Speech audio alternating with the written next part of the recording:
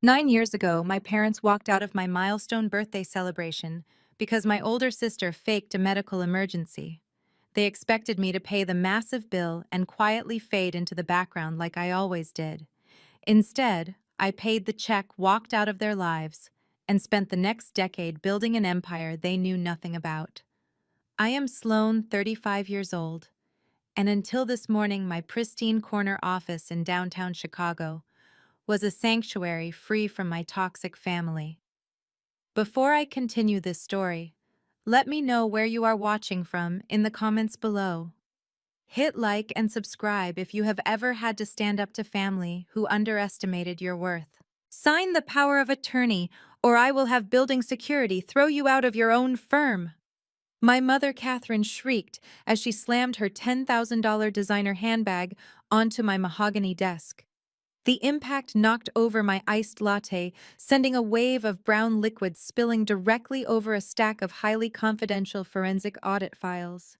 I did not flinch. I slowly reached for a box of tissues, maintaining eye contact with the woman who had not bothered to call me in nearly a decade. "You are trespassing, Mother," I said carefully, dabbing the moisture away from the edge of the documents. "And building security works for me, considering my firm owns the top 3 floors of this high-rise." Brenda, my executive assistant, hovered nervously at the glass door, her hand resting on the panic button. I gave her a subtle shake of my head, silently signaling her to stand down. I wanted to hear exactly what kind of delusion had brought my family to my doorstep after all these years. A loud, mocking laugh echoed through the room. Terrence, my African-American brother-in-law, stepped out from behind my mother. He was wearing a bespoke suit, a silk tie, and an expression of pure, unadulterated arrogance.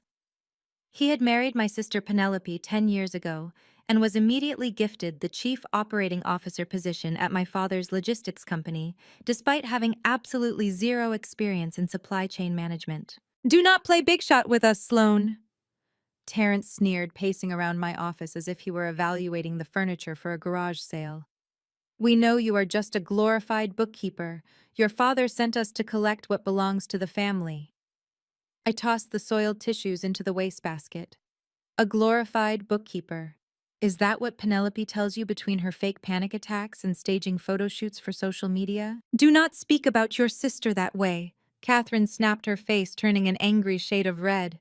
"Penelope has severe anxiety. You are just bitter because she actually has a life, a successful husband, and you are sitting here entirely alone. You have always been jealous of her." I leaned back in my ergonomic leather chair, crossing my arms. Jealous, right. What exactly brings you to my office after 9 years of absolute silence? Did you run out of people to manipulate in Connecticut? Terrence stepped forward, placing both hands flat on my desk and leaning into my personal space. "Listen to me closely. The logistics company has a slight cash flow issue right now. We need the deed to the Aspen cabin your grandfather left you. It is a family asset and we need to leverage it for a commercial bridge loan today." I stared at his wrist. "A slight cash flow issue?" I asked, raising an eyebrow. "You are wearing a solid gold luxury watch, Terrence. And Mother, that bag you just used to vandalize my workspace costs more than the college tuition you flatly refused to pay for me. Yet here you both are, barging into my business, begging for a property you haven't set foot in for over 10 years. Catherine slapped her hand on the desk again. "You ungrateful brat. We gave you life. We raised you. You owe this family your absolute loyalty. Penelope needs that property to build her new wellness retreat anyway. She deserves it after everything she has been through." I picked up a dry towel and wiped the last drop of coffee from my pen holder. "My grandfather left that cabin specifically to me, Mother. Do you know why? Because he knew if he left it to you or Dad, you would immediately sell it to fund Penelope's shopping habits or cover up whatever financial mess Terrence created this week." Terrence's jaw clenched. The facade of the polished executive slipped for a fraction of a second, replaced by a flash of genuine rage. He recovered quickly, adjusting his expensive cuffs. "We are not asking for a handout, Sloane. We are demanding family equity. Your father built his company from the ground up. I am running operations now and we are expanding rapidly. The bank just needs additional collateral to secure the new fleet of trucks." The Aspen cabin is sitting empty. You are going to sign the transfer right now, or my legal team will file an injunction against your little accounting business by noon. I looked around my spacious corner office, taking in the panoramic view of the Chicago skyline. My little accounting business. The sheer delusion it took to walk into a multi-million-dollar corporate auditing firm and call it a little business was astounding. But that was my family's specialty, absolute unwavering delusion. They only saw what they wanted to see. To them, I was still the invisible middle child, the scapegoat they could bully into submission whenever they needed a quick fix for their own catastrophic mistakes. You cannot file an injunction against my firm for a personal property dispute, Terrence, I stated calmly. You would know that if you actually went to business school instead of just marrying into a job title. Catherine gasped, clutching her chest in a dramatic gesture that perfectly mirrored her golden child daughter. How dare you speak to your brother-in-law that way? He is a high-level executive. He is out there making multi-million-dollar deals while you sit here playing with calculators. You have always been completely selfish, Sloane. Just like when you ruined Penelope's 30th birthday dinner by refusing to cover the bill after she was rushed to the emergency room. I felt a cold smile stretch across my face. She had indigestion from wearing a dress 2 sizes too small, Mother. And you all walked out leaving me alone at a Michelin-star restaurant on my 26th birthday with a $4,000 tab. I paid it. And I never spoke to you again, until you barged in here today demanding I hand over a massive real estate asset to cover your mismanagement. We are not mismanaging anything, Terrence barked, his voice echoing off the glass walls.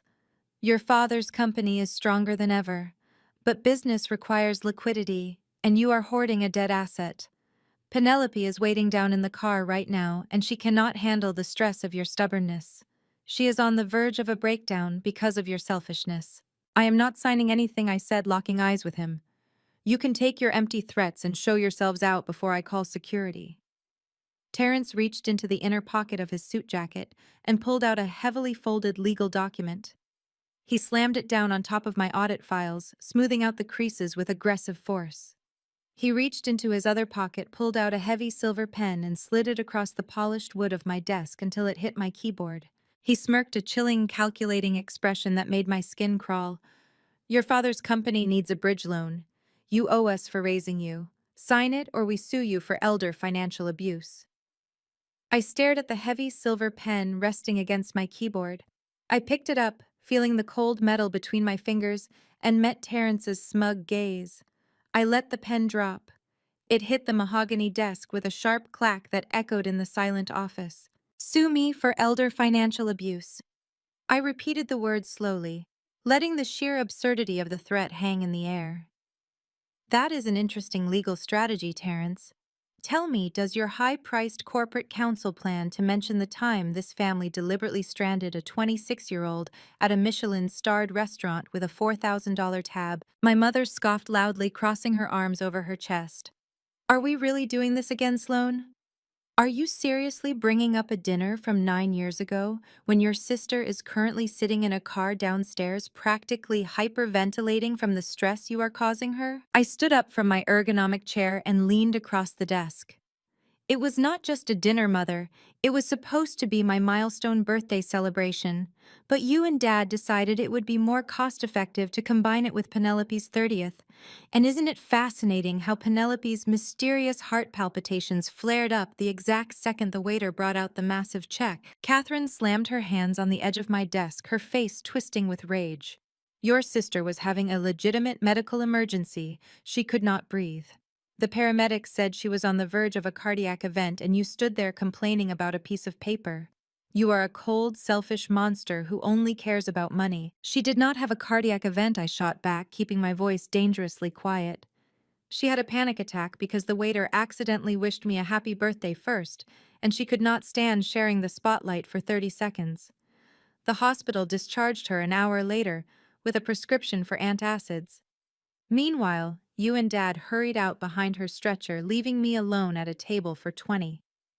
I sat there for 2 hours calling both of your phones while the restaurant manager hovered over my shoulder. I had to drain my entire emergency savings account to cover the cost of Penelope's vintage champagne and Terrence's imported Wagyu steaks. Terrence groaned, rolling his eyes dramatically. We did not come here for a therapy session about your childhood trauma, Sloane. We came for the deed. Your grandfather was senile when he left that Aspen cabin to you. Everyone knows it was meant for Penelope. Sign the transfer document now. I looked at the legal document Terrence had smoothed out over my audit files. I could see the sloppy legal drafting from a mile away. The spacing was off. The notary seal looked highly questionable. They were desperate bleeding cash and trying to patch a sinking corporate ship with a personal asset they had absolutely no legal right to touch. You want this deed so badly because Dad's logistics company is failing, I said, shifting my gaze between them. I read the industry reports. You lost 2 major shipping contracts last quarter, Terrence. A bridge loan will not save you. It will just delay the inevitable bankruptcy. Terrence's confident posture faltered. A flash of genuine panic crossed his face before he quickly masked it with aggressive posturing. You do not know anything about high-level logistics. We are expanding. We are acquiring new assets. The bank just needs a temporary collateral boost to finalize the paperwork. Now pick up the pen and sign it, or I swear to you I will make sure your professional reputation in the city is destroyed by tomorrow morning. My mother nodded vigorously in agreement. He will do it, Sloane. Do not test us. Your father is already furious that we even had to come down to this sterile little cubicle to beg you to do the right thing. You owe this family. We clothed you. We fed you. We allowed you to live under our roof. Allowed me to live under your roof. I chuckled softly, shaking my head at the boundless entitlement. You mean the roof where Penelope got the master suite remodel, while I slept in the drafty basement room next to the furnace? The roof where my college acceptance letters mysteriously went missing from the mail, because Penelope did not want me attending a better university than her. Stop acting like a victim, Catherine shrieked, her voice pitching high enough to make the glass walls of my office rattle. Penelope is out there building an empire as a lifestyle influencer. She has brand deals. She has millions of followers.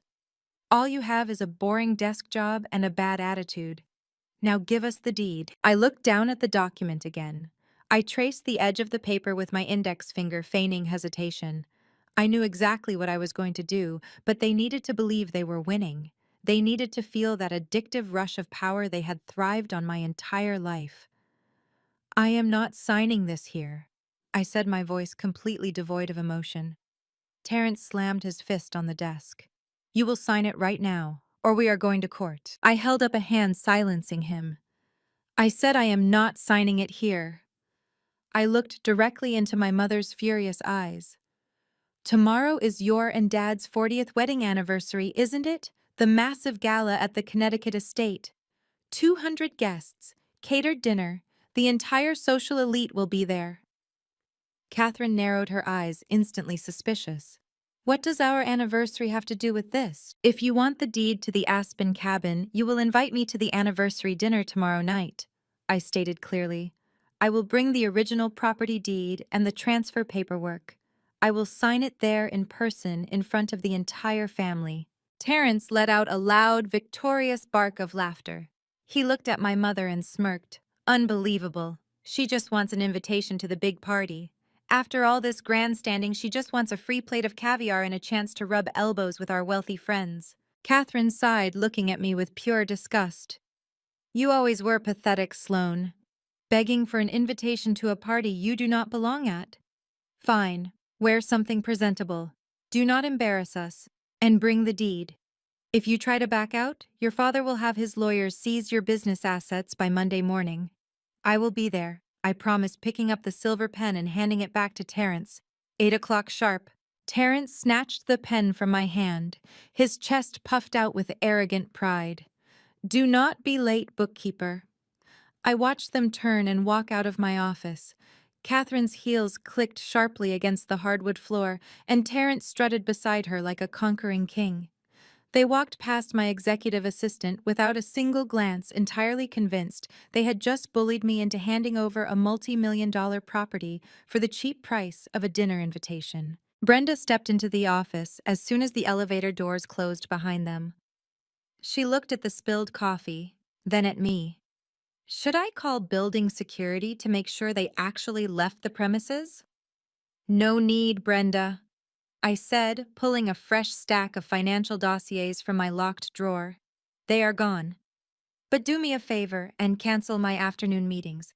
I need to finalize the corporate debt acquisition for tomorrow night. She nodded, a knowing smile playing on her lips. They have no idea what is coming, do they? I looked out the window at the sprawling city below. Not a clue. The next evening, the wrought iron gates of my parents' Connecticut estate swung open. The driveway was a sea of luxury vehicles, valet attendants rushing back and forth under the soft glow of gas lanterns. I handed over the keys to my understated sedan and walked up the marble steps. The heavy oak doors were propped open, leaking the sounds of a string quartet and the clinking of crystal glasses into the crisp night air. I adjusted the lapels of my tailored navy blazer, patted the leather portfolio tucked under my arm, and stepped inside the lion's den.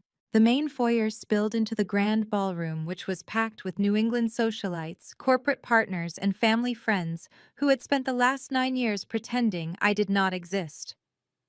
I had barely taken 10 steps past the coat check before the booming theatrical voice of my father echoed across the room. "Look who finally decided to show up," Richard bellowed. The music seemed to dip. Dozens of heads turned in my direction. My father marched toward me with a highball glass of scotch in one hand. He wore a custom tuxedo, his silver hair perfectly coiffed. He did not offer a hug. He did not offer a handshake.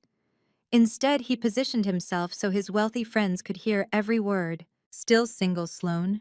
He asked, his voice dripping with faux pity. "Still pushing papers in a little cubicle somewhere? I told your mother it was a mistake to invite you. You always look so miserable at these events." But Terrence insisted. "Speaking of which, have you congratulated your brother-in-law yet?" "Terrence just closed a $5 million logistics deal for the company this morning. What have you accomplished this week?" A few of his golf buddies chuckled into their drinks. 9 years ago, that kind of public humiliation would have sent me running for the nearest exit with tears in my eyes. Tonight I just smiled. "I have accomplished quite a bit, Dad," I replied, my voice carrying effortlessly over the crowd. "And I am not pushing papers in a cubicle. I own my firm. As for Terrence's $5 million deal, I will be sure to congratulate him as soon as the ink is actually dry on those contracts. Assuming the funding clears, of course." My father's smug smile faltered for a fraction of a second. Before he could formulate a response to my complete lack of intimidation, the crowd parted. Penelope made her grand entrance. She descended the sweeping curved staircase like she was accepting an Academy Award. She wore a floor-length emerald silk gown, and her neck and wrists were draped in diamond jewelry that easily cost more than a starter home. She floated over to my father, linking her arm through his, and looked me up and down with exaggerated disgust. Sloane, Penelope sighed, shaking her head. "A navy blazer to an anniversary gala. Really? Could you not afford to rent something appropriate? You look like you are about to sell us a life insurance policy. I could have lent you a dress if you were struggling that much." "I am very comfortable in what I own, Penelope," I said. "And considering why you dragged me here tonight, I figured business attire was the most appropriate choice." Catherine materialized from the crowd, flanking my sister like a bodyguard. Terrence was right behind her, his eyes immediately darting to the leather portfolio tucked under my arm. "Do not start a fight, Sloane," Catherine snapped. "Your sister has been under immense stress planning this party for us. Now give Terrence the paperwork. We have investors waiting in the study, and we need to wrap up this Aspen business before the bank closes on the West Coast." Penelope clapped her hands together, the diamonds catching the light. "Yes, give it here. Terrence and I have the most amazing vision for the Aspen cabin. I am turning it into an exclusive wellness retreat for my followers. We are going to knock down that ugly rustic frame and build glass meditation pods. It is going to be incredibly lucrative. You honestly should thank me for taking that dusty old shack off your hands." I looked at my sister, taking in the sheer audacity of her demands. "You want to demolish our grandfather's cabin so you can build meditation pods?" It is called Vision Sloan, Terrence interjected, stepping uncomfortably close to me. Something you lack. Hand over the deed. We are wasting time. I tightened my grip on the portfolio. I told you I would bring the deed, Terrence. I never said I was going to hand it over the second I walked through the door. We are going to sit down like adults, review the terms of this transfer, and discuss exactly why the company is so desperate for my grandfather's property that you had to ambush my office yesterday. The air in the room grew thick. My father stepped forward, his face turning an angry shade of crimson. You do not dictate terms in my house, you arrogant girl. You will hand over that folder right now, or I will have you forcibly removed from this property. Try it. I challenged him, my tone deadpan. But if I walk out that door, the deed leaves with me and your bridge loan evaporates. I highly doubt your investors in the study will be thrilled to hear that you lost your only piece of viable collateral because you threw a temper tantrum in the middle of a gala. I watched the realization hit them. I was not the scared 26-year-old scapegoat anymore. I was holding the leash and they were completely cornered. Penelope's eyes darted frantically between me, her husband, and the wealthy guests who were openly staring at our family drama. She realized she was losing control of the narrative. Her demands were not working. Her insults were bouncing off me. She needed to regain the upper hand, and she only had one weapon left in her playbook. Suddenly, Penelope gasped loudly. She grabbed the diamond necklace at her throat as if it were choking her. Her eyes widened in manufactured terror. She stumbled backward, knocking over a tray of champagne flutes on a passing waiter. Crystals shattered across the marble floor. My heart. Penelope wheezed, her breathing becoming shallow and erratic. She clutched her chest with both hands. It is doing it again. The palpitations. Catherine screamed, rushing forward. Penelope! Give her space! Everyone give her space! Penelope swayed dramatically and collapsed perfectly into Terrence's waiting arms, making sure her emerald dress draped elegantly over his shoes. She pointed a trembling manicured finger directly at my face. She is doing it again, Penelope cried out, tears streaming down her perfectly contoured cheeks.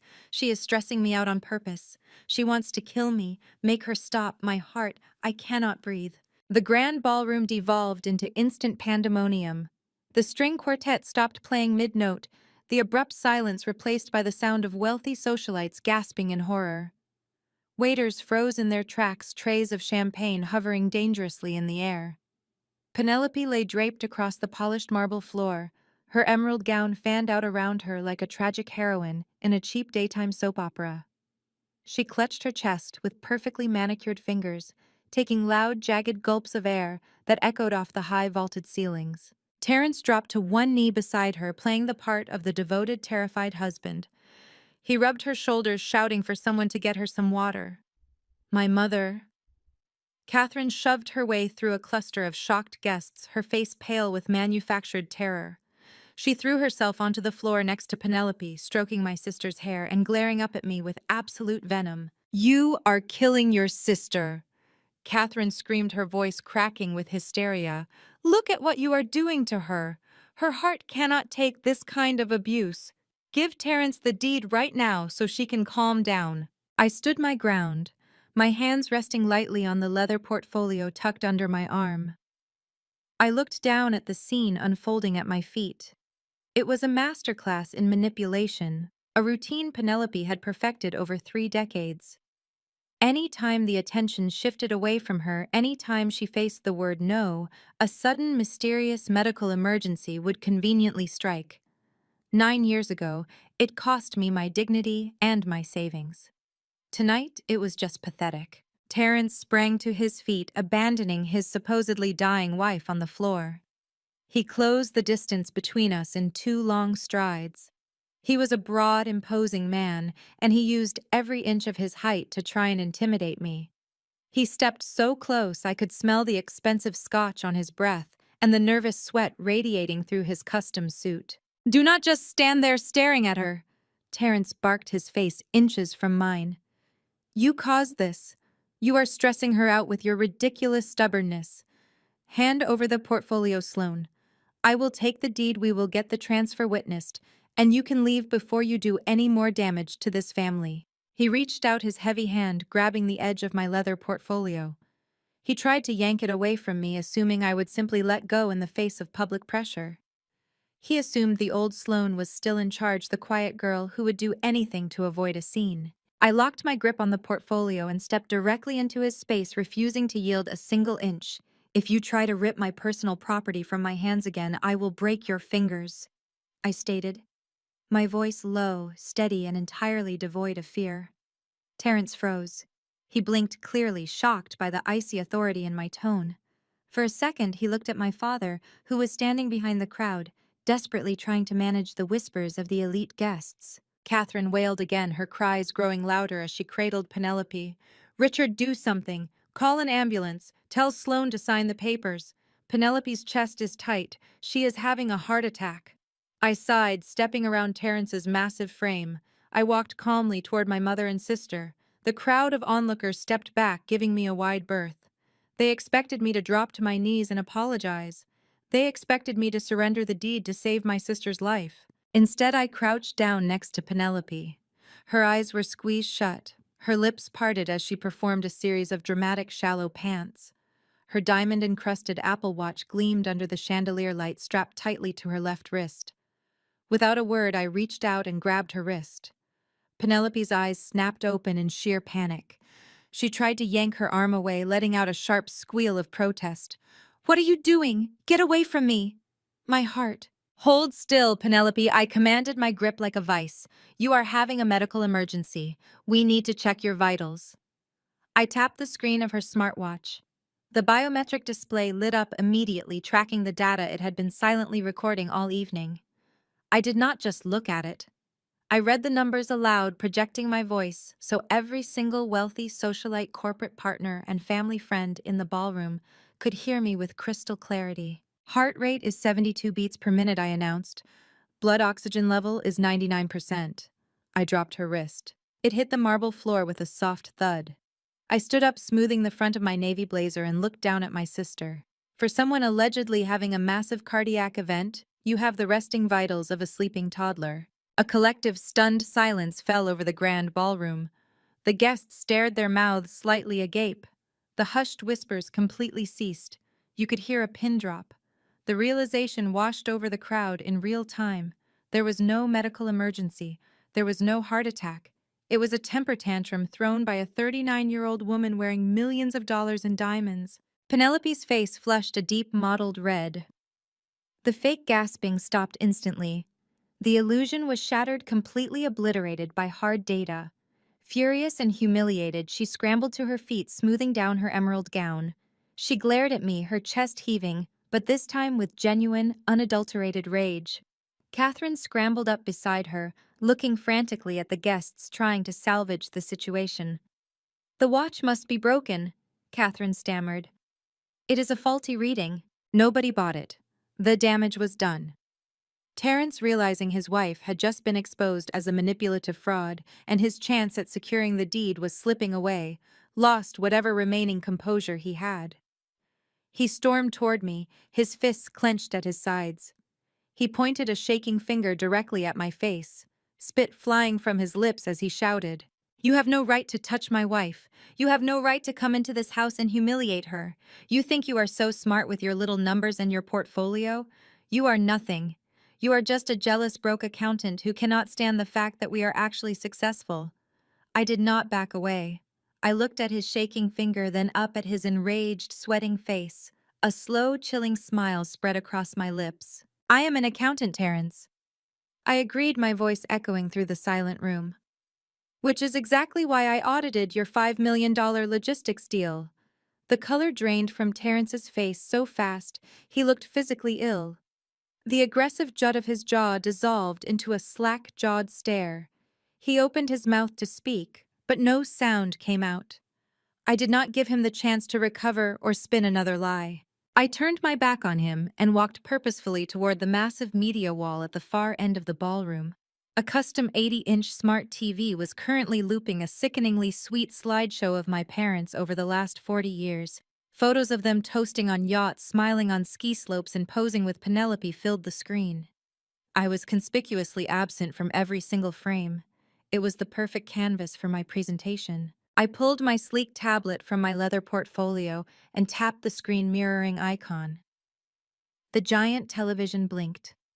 The image of my parents clinking champagne flutes in Paris vanished, replaced instantly by a stark, high-resolution spreadsheet titled Internal Audit Summary.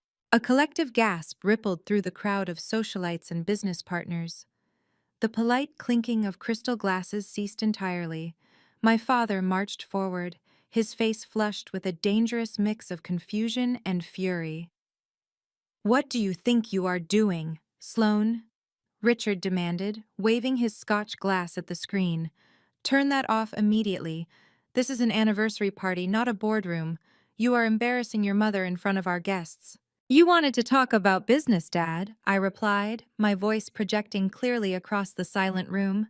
"You wanted to mock my career and praise Terrence for closing a massive logistics deal. I think your investors who are standing right here in this room might want to see exactly what kind of deals your chief operating officer is closing." I tapped my tablet. The spreadsheet on the massive screen shifted to a series of highly detailed bank wire transfers. Red arrows highlighted massive sums of cash leaving my father's corporate accounts. "This is your $5 million deal," I announced, stepping to the side so everyone had a clear view. Terrence claimed he secured a massive supply chain contract with a new overseas vendor.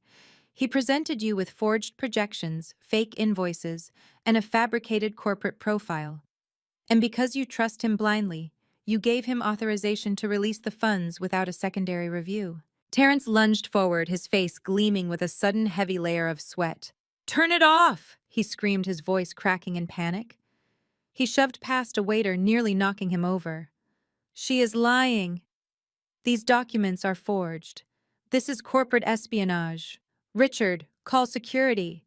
She hacked my computer." I swiped to the next slide, ignoring his frantic outburst. "I did not hack anything, Terrence. Your sloppy accounting left a paper trail a mile long. You routed those funds through 3 separate shell companies. You thought creating dummy invoices for non-existent shipping crates would hide the cash flow deficit, but you forgot to scrub the routing numbers from the origin bank." I pointed to the screen where 3 distinct company names appeared, all highlighted in bright, undeniable yellow. Apex Global Solutions, Vertex Holdings, and Summit Logistics. All 3 limited liability companies were registered in Delaware less than 6 months ago, the exact time the cash flow issues at Dad's company began. Richard stopped walking. His polished leather shoes squeaked to a halt on the marble floor. He stared at the screen, his scotch glass trembling slightly in his grip. The anger in his eyes was rapidly being replaced by a terrifying hollow dread. He was a seasoned businessman.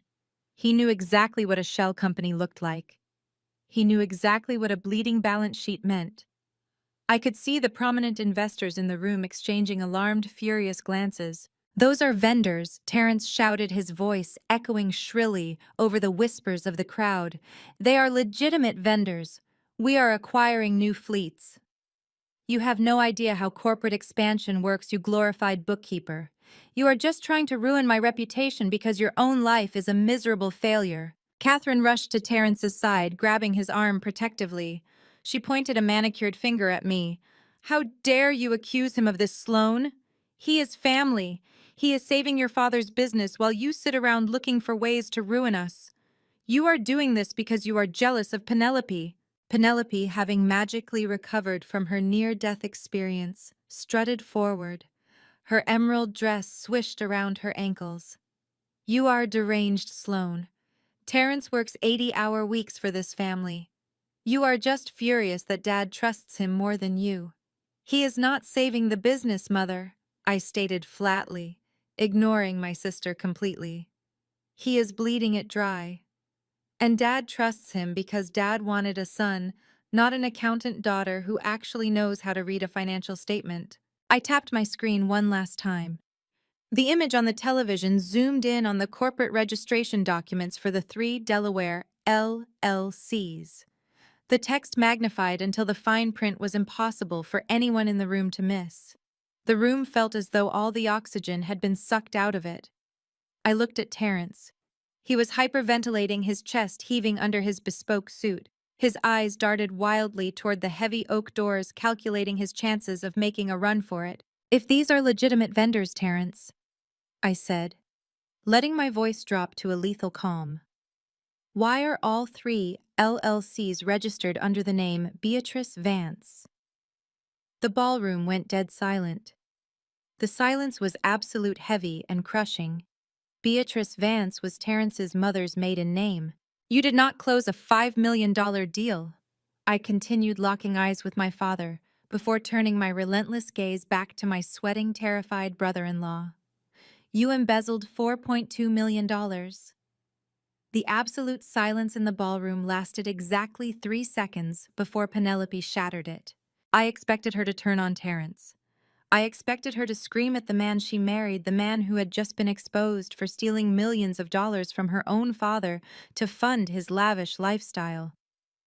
Any rational person would have demanded an explanation from the criminal standing right next to them. But Penelope was not rational. She was the golden child, and in her warped reality, the person holding the mirror was always the one to blame for the ugly reflection. Penelope whirled around, her emerald silk gown whipping violently around her ankles. She did not look at Terrence. She looked at me, her face contorted into a mask of pure, unhinged hysteria. Tears began to stream down her cheeks, ruining her pristine makeup. "How could you do this to my husband?" Penelope shrieked, pointing an accusing diamond-clad finger right at my face. "You are just trying to ruin my marriage because nobody wants you." I stared at her, genuinely astounded by the sheer magnitude of her delusion. "He stole $4 million from Dad, Penelope. The bank records are literally projected on a 30-foot screen right behind you. The money he uses to buy you those diamonds was siphoned out of our father's retirement accounts." "I do not care about your stupid spreadsheets," she sobbed, stomping her foot on the marble floor like a petulant toddler. "You have always been jealous of me. You have always hated Terrence because he is successful and charming, and you are just a miserable, lonely spinster. You fabricated all of this just to embarrass me in front of our friends." The guests were openly staring now. Some were whispering behind their hands, while others were slowly inching toward the exit, desperate to escape the fallout. Terrence stood completely paralyzed. The arrogant, posturing executive who had threatened me in my office just 24 hours ago had completely vanished. He hid behind his crying wife, letting her fight his battles. Catherine stepped directly into my line of sight, physically shielding Terrence and Penelope from my gaze. Her eyes were wild, darting frantically around the room as she realized the social elite of Connecticut were watching her perfect family implode. She needed a narrative, and she needed it instantly. "It is a legal tax loophole," Catherine announced, loudly projecting her voice so the nearest investors could hear her. She grabbed Terrence by the arm, gripping his jacket sleeve. "Terrence is an innovator. He was simply restructuring the corporate assets to minimize our tax burden. It is advanced financial strategy." I let out a harsh, disbelieving laugh. "Embezzling corporate funds into Delaware shell companies registered under your mother-in-law's maiden name is not a tax loophole, Mother. It is a federal crime. It is wire fraud, grand larceny, and corporate malfeasance. The FBI does not consider that an advanced strategy. They consider it a felony." Catherine's face flushed a deep, violent red. She marched up to me, stepping so close I could smell the sharp tang of her expensive perfume. She lowered her voice to a harsh, venomous whisper. "You listen to me, Sloan. You are going to fix this. You are an accountant. You know how to move numbers around. You are going to go into the system tonight, and you are going to reclassify those transfers as legitimate corporate expenses. You will bury this. You will protect your brother-in-law, and you will protect the family name." "You want me to commit accounting fraud to cover up his theft?" I asked, making sure my voice carried clearly to the surrounding crowd. "You want me to risk my professional license and my freedom so Terrence can keep buying luxury sports cars with Dad's money?" "He is family," Catherine hissed, her composure totally fracturing. "Family protects family. You owe us, Sloan. We gave you everything." I did not flinch. I did not step back. I looked her dead in the eye. "I owe you nothing." Catherine lost her mind. She slapped the surface of the nearby cocktail table so hard, the empty champagne glasses rattled against the wood. "We paid for your college!" she screamed, completely abandoning her high society persona. "We clothed you. We funded your entire life. You owe this family your loyalty." The lie echoed in the grand ballroom. It was the same lie she had told her country club friends for years. The story of the generous, supportive parents who had graciously funded their youngest daughter's education, only for that daughter to become distant and ungrateful. For a decade, I had swallowed that lie to keep the peace. I had bitten my tongue while they took credit for my survival. Not tonight. I reached into my leather portfolio. I bypassed the audit files and the Aspen cabin deed. I pulled out a thick, folded stack of papers held together by a heavy binder clip. It was a certified bank statement stamped and verified. I unfolded it slowly, deliberately, and held it up right in front of my mother's face. "You didn't pay a dime," I said, my voice cutting through the tension like glass. "I paid off my $80,000 student loans working night shifts." Catherine blinked, staring at the certified document. The bold red stamp indicating a zero balance stared back at her. "You told everyone you paid my tuition." I continued, my voice rising, so the entire room could hear the absolute truth. "But the day the tuition bill arrived, you told me I had to figure it out because Penelope needed a European graduation trip to find herself. I worked graveyard shifts at a diner while taking 18 credit hours a semester. I lived on instant noodles in a studio apartment with no heat while you bought Terrence a solid gold watch for his birthday. You never gave me a single penny. I built my firm, my wealth, and my life entirely on my own." Penelope sniffled loudly, trying to reclaim the victim narrative. "Why are you bringing up college? You are just trying to deflect because you are a terrible sister." I turned my gaze away from my mother and looked directly at my father, who was still staring in horror at the massive television screen displaying his looted bank accounts. "I paid my own way," I repeated, tossing the bank statements onto the cocktail table. "But speaking of debts, let us move on to the real reason you invited me here tonight." I locked eyes with my father. The bluster had completely drained from his posture. He looked exactly like what he was, an aging man whose empire was crumbling beneath his Italian leather shoes.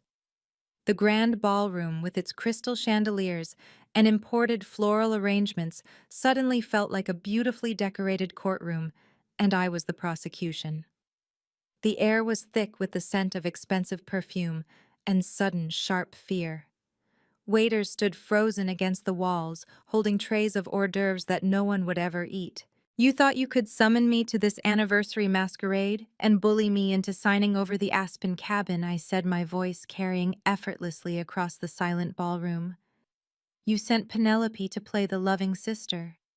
You sent Catherine to play the stern matriarch. You let Terrence threaten me with physical intimidation. All of it was a desperate, uncoordinated scramble to secure the only unencumbered asset this family has left." Penelope wiped her ruined mascara, her face twisting into an ugly sneer. She stamped her foot, the heel of her designer shoe, cracking sharply against the marble floor. "It is a family property. We wanted to build a wellness retreat. You are just spinning wild conspiracies to make yourself look important and destroy my special night." I did not even look at her. "A wellness retreat." I scoffed, keeping my gaze fixed on my father. "A beautiful lie for the country club set. But numbers do not care about your social standing, Dad. Numbers do not care about your carefully curated public image. Numbers only tell the absolute truth." I picked up my tablet from the cocktail table. With a quick swipe of my finger, the spreadsheet detailing Terrence's embezzlement vanished from the massive media screen. It was instantly replaced by a stark, heavily redacted legal document bearing the seal of the largest commercial bank in the state. The bold red letters across the top read "Notice of Default and Intent to Foreclose." A fresh wave of gasps erupted from the crowd. The corporate partners and wealthy investors who had been sipping champagne only minutes ago were now staring at the screen in absolute horror. Whispers broke out like wildfire. The facade of the great Richard Vance was being dismantled brick by brick in front of his most important peers. People who had invested millions alongside him were physically backing away, putting distance between themselves and the sinking ship. Your company is bleeding cash, I announced, walking slowly back toward the center of the room. My low heels clicked rhythmically on the polished floor. Terrence siphoning off $4.2 million was just the fatal blow to an already doomed enterprise. You have been wildly overleveraged for years. You took out a massive corporate loan to cover operational deficits, and you used the primary estate as collateral. 3 weeks ago, you missed the final grace period payment. The bank officially initiated foreclosure proceedings. Catherine gasped, her hand flying to her throat. She looked at Richard, her eyes wide with genuine panic. The wealthy socialite who had just seconds ago demanded my absolute loyalty was now realizing her designer world was evaporating into thin air. The parties, the galas, the endless stream of luxury, all of it was built on borrowed time and borrowed money. Richard, Catherine whispered, her voice trembling, stripping away decades of practiced elegance. Is this true? Tell them she is lying. Tell them we are fine. Richard did not look at his wife. He glared at me with a hatred so pure it practically vibrated in the air. He straightened his spine, attempting to summon the commanding presence that had built his company decades ago. He adjusted his silk tie and jutted his chin forward, refusing to surrender his pride, even as the walls caved in around him. You are overstepping your bounds, Sloane, Richard boomed, trying to project authority to the fleeing investors. You come in here with stolen documents and half-truths thinking you understand high-level corporate finance. This is a temporary liquidity issue caused by normal market fluctuations. Every major corporation faces these hurdles. Market fluctuations do not forge invoices and route cash to Delaware shell companies. I countered smoothly, never raising my voice. Terrence stole your liquidity.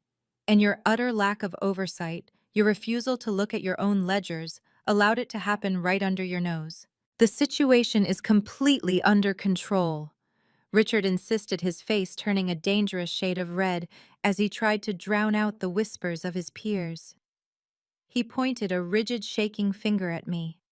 My lawyers are restructuring that debt with the bank as we speak. We are finalizing favorable terms that will secure the estate and the company. You know nothing, you arrogant girl. You are just a bitter accountant playing dress-up in a world you do not comprehend. I stopped pacing. I stood perfectly still in the center of the grand ballroom, surrounded by the wreckage of my family's pride. I looked at Terrence, who was sweating through his custom suit and inching toward the service exit. I looked at Penelope, whose mouth was hanging open in stunned, uncomprehending silence. I looked at Catherine, who was clutching her pearl necklace like a lifeline. Finally, I looked at my father. A slow, icy smirk spread across my face. It was the smile of a woman who had spent 9 grueling years preparing for exactly this moment, building an empire in the shadows while they paraded in the spotlight. Your lawyers were restructuring it. I corrected my tone, dropping to a dangerous silken whisper that commanded the attention of every single person in the room. They spent the last 2 weeks begging the bank for an extension. They pleaded for new terms. They tried to leverage the Aspen cabin as collateral, which is exactly why you needed my signature tonight so desperately. You needed my property to save your own skin. Richard crossed his arms over his chest, his knuckles white. And they succeeded. The bank agreed to a meeting. I agreed, nodding slowly. But the bank no longer holds your note. Richard froze. His arms dropped slowly to his sides. The false bravado melted away, leaving only the terrified core of a ruined man. What are you talking about? Banks do not like toxic debt, Dad, I explained, relishing every single syllable, delivering the final blow with surgical precision. They especially do not like toxic debt attached to companies actively being embezzled by their own chief operating officers. When a debt becomes too risky, banks sell it off to clear their ledgers. They sell it to private equity firms, willing to take on the risk for a steep premium. I tapped my tablet one final time. The notice of default on the massive screen was replaced by a transfer of ownership document. The buyer was listed as Vanguard Financial Holdings. An independent private equity firm bought your toxic debt at an aggressive premium at 9 o'clock this morning. I stated, my voice echoing through the silent ballroom. Your lawyers are not negotiating with the bank anymore. The bank washed their hands of you. Richard stared at the screen, his face turning the color of wet ash. Vanguard Financial, he muttered, reading the name on the document as if it were written in a foreign language. He looked back at me, his eyes wide with a sudden terrifying realization. Who is Vanguard Financial? I smoothed the front of my navy blazer and lifted my chin. I looked down at the man who had dismissed me, belittled me, and cast me aside for my entire life. I own that equity firm, Dad. I said the words landing like physical blows in the quiet room. I bought your toxic debt. I hold the note on your estate, your corporate accounts, and your remaining assets. I am your biggest creditor. The collective gasp from the remaining guests sounded like all the air being sucked out of a vacuum. The absolute shock paralyzed the room for exactly 2 seconds before the panic set in. These were the elites of Connecticut. They were people whose entire existence was predicated on wealth status and avoiding the stench of failure at all costs. Bankruptcy was a contagion, and embezzlement was a fatal disease. Nobody wanted to be caught standing on the deck of a sinking ship. The exodus began instantly. The hushed whispers turned into frantic, urgent murmurs as socialites and corporate investors turned their backs on my father. Women in designer gowns grabbed their husbands by the arms, steering them toward the grand double doors. Men who had just been toasting Richard Vance's business acumen were now avoiding his gaze, practically sprinting for the valet stand. Waiters, sensing the catastrophic shift in the atmosphere, abandoned their silver trays of hors d'oeuvres on nearby tables and vanished into the service corridors. Within minutes, the opulent ballroom transformed from a celebration of my family's legacy into a ghost town of abandoned champagne flutes and shattered reputations. Richard watched his empire walk out the door, the color drained from his face, replaced by a mottled, furious red. The polished, aristocratic patriarch disappeared, leaving behind a cornered, desperate man who was losing everything he had ever valued. He whipped his head around his eyes, locking onto me with a terrifying intensity. He closed the distance between us in 3 long, aggressive strides. He did not care that a few lingering guests were still watching. He did not care about optics anymore. He stepped directly into my personal space, towering over me, using every inch of his height and broad frame to try and physically intimidate me. He breathed heavily, the sharp scent of expensive scotch and nervous sweat radiating off him. He pointed his finger so close to my face I could feel the air move. "You will cancel this note immediately!" Richard ordered, his voice a low, guttural growl, vibrating with rage. "You will call your people at Vanguard Financial right now, and you will dissolve this debt. You are a Vance. You are my daughter. You have a family duty to protect this company and this estate, and you will not disrespect me in my own home." Terence hovered a few feet behind him, nodding frantically, eager to hide behind my father's authority. Penelope was clutching her emerald gown, her chest heaving as she waited for me to crumble. They all expected the old Sloane to return. They expected the quiet, obedient girl, who always backed down when Richard raised his voice, the girl who would sacrifice her own well-being to maintain the family peace. I did not back away. I did not lower my gaze. I locked my eyes onto his, keeping my posture perfectly straight and my expression entirely unreadable. I looked at the finger pointing in my face, and then I looked back into his furious eyes. "Family duty is a two-way street, Dad," I stated, my voice echoing with icy precision through the nearly empty ballroom. "You forfeited my loyalty the day you let Terence bleed your company dry while calling me a failure. You forfeited my loyalty when you funded Penelope's lavish lifestyle while telling me to take out loans I had to pay back by working graveyard shifts. I am not your obedient little girl anymore. I am your master creditor." Richard's jaw clenched. He took another step forward, trying to force me to retreat. I stood my ground, my feet planted firmly on the marble floor. "You have 48 hours, I declared, slicing through his intimidation tactics with absolute authority. "You have exactly 48 hours to pay the $4.2 million that Terence stole. If that money is not wired into the Vanguard holding account by the deadline, I will initiate the next phase of the process. I am foreclosing on this mansion. I am freezing every single one of your corporate assets. and I will liquidate your company piece by piece to satisfy the debt." The words hung in the air, heavy and lethal. Richard staggered backward, as if I had physically struck him. The reality of the deadline crashed over him. He was completely out of options, out of leverage, and out of time. Catherine, who had been standing paralyzed near the abandoned media screen, suddenly snapped out of her shock.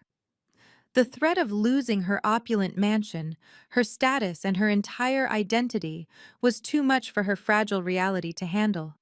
She lunged forward, her high heels clicking frantically against the marble floor. Her perfectly coiffed hair was beginning to unravel, matching her declining sanity. "You can't do this!" Catherine screamed, her voice cracking into a shrill, desperate shriek that echoed off the vaulted ceilings. "We will not let you take our home. We still have the Aspen property." She turned to Richard, grabbing his arm and shaking it as if trying to wake him up. "Tell her, Richard. Tell her we have the cabin. It is worth millions. We can sell it. We can cover the stolen money and save the estate." Penelope, sensing a lifeline, immediately joined the chorus. Her tears stopped, instantly replaced by a vicious, entitled glare. "That is right," Penelope yelled, marching up to stand beside our mother. "We have Aspen. And you are not getting your hands on it, Sloane. That cabin is going to save us. It is my inheritance anyway. I am the rightful heir to it, and you cannot touch it." They stood shoulder to shoulder, a united front of delusion. They clung to the mountain cabin as their final unbreakable shield against the ruin I had just laid at their feet. They actually believed they still had a way out. They believed the safety net was still firmly in place. I looked at my mother's frantic face. I looked at Penelope's arrogant sneer. I looked at my father, who was suddenly clinging to the mention of the Aspen real estate with a pathetic, desperate hope. I let out a slow, quiet sigh. I reached back into my leather portfolio, my fingers brushing against the heavy notarized document I had been waiting all night to reveal. I slowly shook my head, setting up the final devastating domino. I slowly shook my head, setting up the final devastating domino. Catherine interpreted my silence as weakness. She took a bold step forward, her chin tipped up in a posture of desperate manufactured supremacy. She smoothed the front of her ruined silk dress and adopted the sharp, condescending tone she had used to belittle me since childhood. "You are not keeping that cabin, Sloane," Catherine commanded, pointing a rigid finger at my chest. "That property belongs to your sister, and you know it. The only reason your name is on that deed is due to a clerical error at the county clerk's office. Your grandfather was heavily medicated in his final weeks. The paralegal drafted the transfer documents incorrectly, and you took advantage of a dying man's confusion." I raised an eyebrow, letting her spin her web of lies in front of the remaining guests, who were hovering near the ballroom exits, unable to tear themselves away from the spectacle. "A clerical error," I repeated, keeping my tone perfectly flat. "Exactly," Catherine snapped, emboldened by my calm demeanor. "And if you do not hand over the deed tonight to satisfy this ridiculous Vanguard debt, we will sue you for a title correction. We have the best estate lawyers in the state on retainer. We will drag you through probate court for years until you are bankrupt. We will prove that Arthur intended for his firstborn granddaughter to inherit the Aspen estate. It is her birthright." Penelope eagerly jumped on the bandwagon, her fake tears instantly drying up. She crossed her arms, looking at me with absolute, unfiltered contempt. "Grandpa Arthur loved me best," Penelope declared, her voice echoing shrilly across the marble floor. "I was his favorite. Everyone knew it. You were just the quiet little shadow sitting in the corner while I actually spent time with him. You manipulated him at the end, Sloane. You slithered in when he was weak and tricked him into signing that paper. It is disgusting. You are a fraud, and I am taking my cabin back." The sheer audacity of their delusion was almost breathtaking. They had convinced themselves of their own lies so thoroughly that reality was no longer a factor in their universe. They believed their status and their volume could simply overwrite legal facts. I did not argue with them. I did not raise my voice or defend my relationship with my grandfather. There was no need. I reached inside the interior pocket of my tailored navy blazer and retrieved a weathered, cream-colored envelope. The room watched in absolute silence as I broke the old wax seal. I slid out a piece of heavy parchment paper, unfolded it carefully, and held it up. The paper was covered in sharp, spidery cursive. At the very bottom, next to a bold signature, was the raised, embossed stamp of a state notary public. "This is not a clerical error, Mother," I said, my voice cutting through the heavy air. "And it is not a misunderstanding. This is a legally binding, notarized addendum to Grandpa Arthur's final will, executed and filed exactly 3 days before he passed away. He gave me a copy, and he gave the original to the estate executor." Richard finally found his voice, stepping out from behind Catherine. He looked at the heavy parchment in my hands with a mixture of suspicion and dread. "What is that Arthur never mentioned an addendum? He told me his affairs were in order." "He did not tell you because you were the reason he had to write it," I replied, locking eyes with my father. He wanted to make sure his final wishes were explicitly clear in his own words, so that none of you could ever contest the transfer of the Aspen property. I looked down at the letter. The familiar handwriting brought a sudden sharp ache to my chest, but I pushed the grief aside. This was about justice. I cleared my throat and began to read aloud, ensuring my voice reached every corner of the vast, silent ballroom. "To whom it may concern, and specifically to my son Richard," I read, my voice steady and unwavering. "I am of sound mind and clear conscience as I dictate these final terms. I hereby leave the entirety of the Aspen property, including the land and the cabin, solely and irrevocably to my granddaughter Sloane Vance." Catherine scoffed loudly, waving her hand. "We know what the deed says. That proves nothing about his state of mind." I ignored her and continued reading, moving to the second paragraph, delivering the words like a judge reading a final sentence. "I am making this explicit transfer because I can no longer trust my own family." I read, watching the color drain from my father's face. 6 weeks ago, I caught Penelope stealing from my private study. I watched her take 3 of my antique Patek Philippe watches, heirlooms I intended to pass down to future generations. When I confronted her, she lied to my face. Penelope let out a sharp, strangled gasp. Her hands flew to her mouth, her eyes wide with absolute terror, as the guests standing near the doors began to murmur in shock. The whispers grew louder. Patek Philippe watches were worth hundreds of thousands of dollars. The socialites who had fawned over Penelope all evening were now staring at her as if she were a common criminal. I continued reading mercilessly. Worse still, I brought this theft to Richard's attention. I asked my son to discipline his daughter and return the stolen property. Instead, Richard turned a blind eye. He made excuses for her behavior, claiming she was just borrowing them, and refused to hold her accountable. He chose to protect a thief to preserve his perfect family image, prioritizing his pride over my trust. Richard staggered backward, as if he had been struck. The remaining corporate investors, the men who trusted him with millions of dollars, were staring at him with open disgust. A man who would cover up his own daughter stealing from a dying grandfather could never be trusted in a boardroom. His reputation, the only thing he truly cared about, was disintegrating into dust before his eyes. I read the final lines of the letter, letting my grandfather's final judgment echo through the room. "I leave the Aspen property to Sloane because she is the only one in this family who possesses an ounce of integrity. She has never asked me for a dime, yet she is the only one who sits by my bed. This cabin is her sanctuary. It is her escape from this den of vipers. May she use it to build a life far away from the corruption of her parents and her sister." Signed, Arthur Vance. I carefully folded the parchment and slipped it back into my blazer pocket. I looked up at my family. The silence was deafening, broken only by the sound of Penelope's frantic, hyperventilating breaths. Penelope's perfect, carefully constructed socialite image was entirely shattered. The woman who had just minutes ago claimed to be the beloved golden child was now exposed as a thief who robbed her own dying grandfather. She looked around at the staring guests, her face twisting into a mask of pure horror. She let out a high, piercing shriek, covering her face with her hands, as the humiliation finally broke her completely. "You needed Aspen to save yourselves," I said, looking at my devastated parents and my sobbing sister. "But Grandpa knew exactly who you were, and he made sure you would never get your hands on it." I turned to my father, who was staring at the floor, a broken, defeated man. "You have 48 hours to pay the Vanguard debt, Dad," I reminded him, my tone offering zero mercy. "Or I take everything else." The silence that followed my ultimatum was absolute.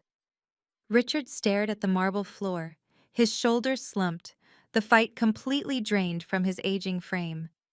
Catherine was weeping silently into her hands, mourning the imminent death of her country club supremacy.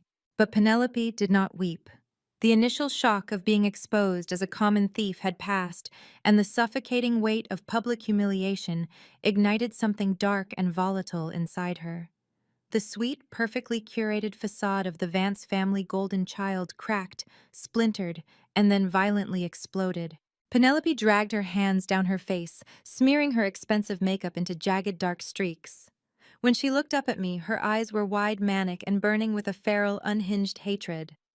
She let out a sound that was half laugh and half snarl. "You think you are so brilliant," Penelope sneered, her voice dropping the melodic pitch she had practiced for decades and adopting a harsh, grating edge. "You stand there in your cheap corporate suit acting like you have finally won. You think buying some toxic debt makes you better than me? You will never be better than me, Sloane.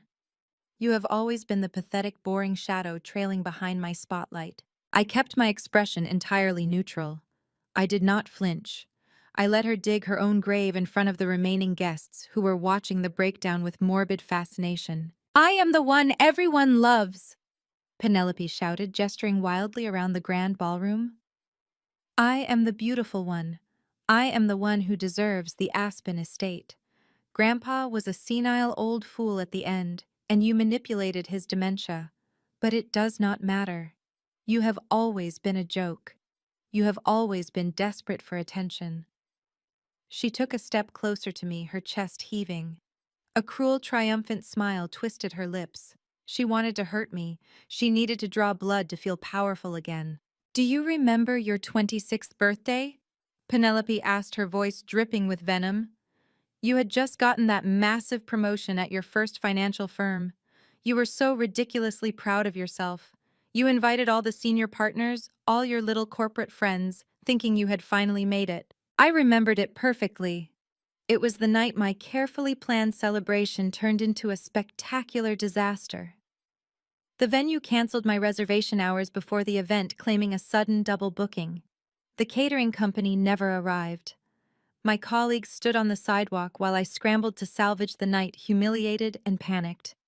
Penelope threw her head back and laughed, a harsh, grating sound that echoed off the crystal chandeliers. "I paid the venue manager $5,000 to cancel your reservation," Penelope confessed, her eyes gleaming with malice. "I called the caterers and pretended to be you, screaming at them until they refused to serve the event. You were getting too big for your boots, Sloane. You were taking up too much oxygen. I could not stand the thought of you being the center of attention, parading around like you were special. You needed to be put back in your place." A murmur of absolute disgust rippled through the remaining crowd.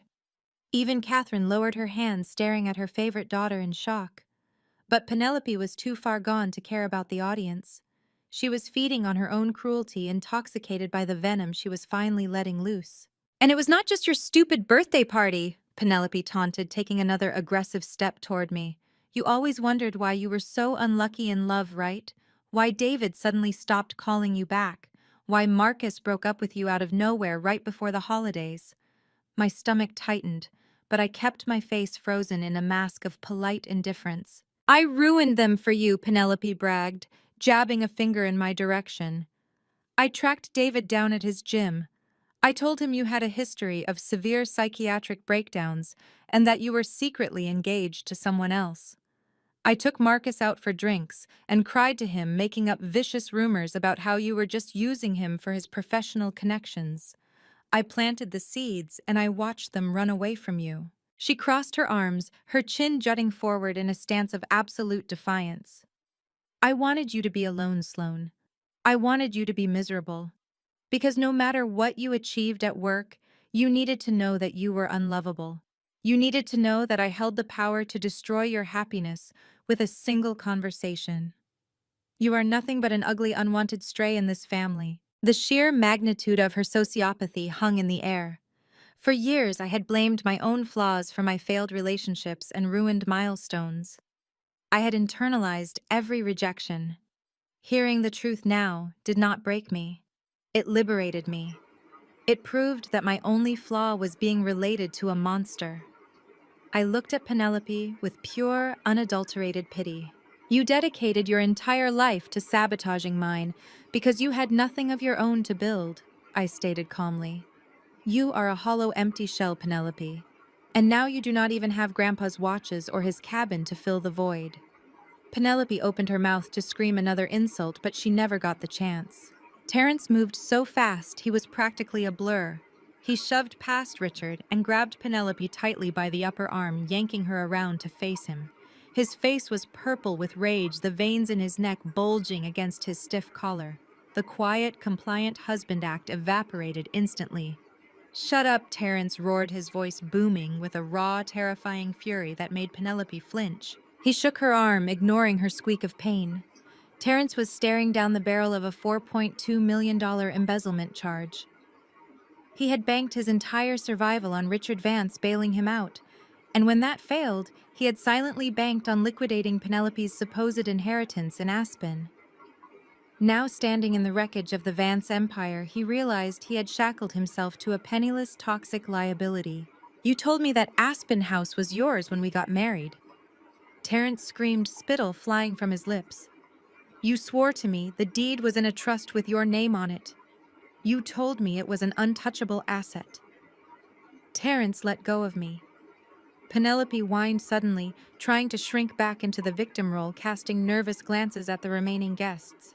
"You are hurting my arm. We can figure this out." "We figure this out?" Terrence laughed, a manic, desperate sound.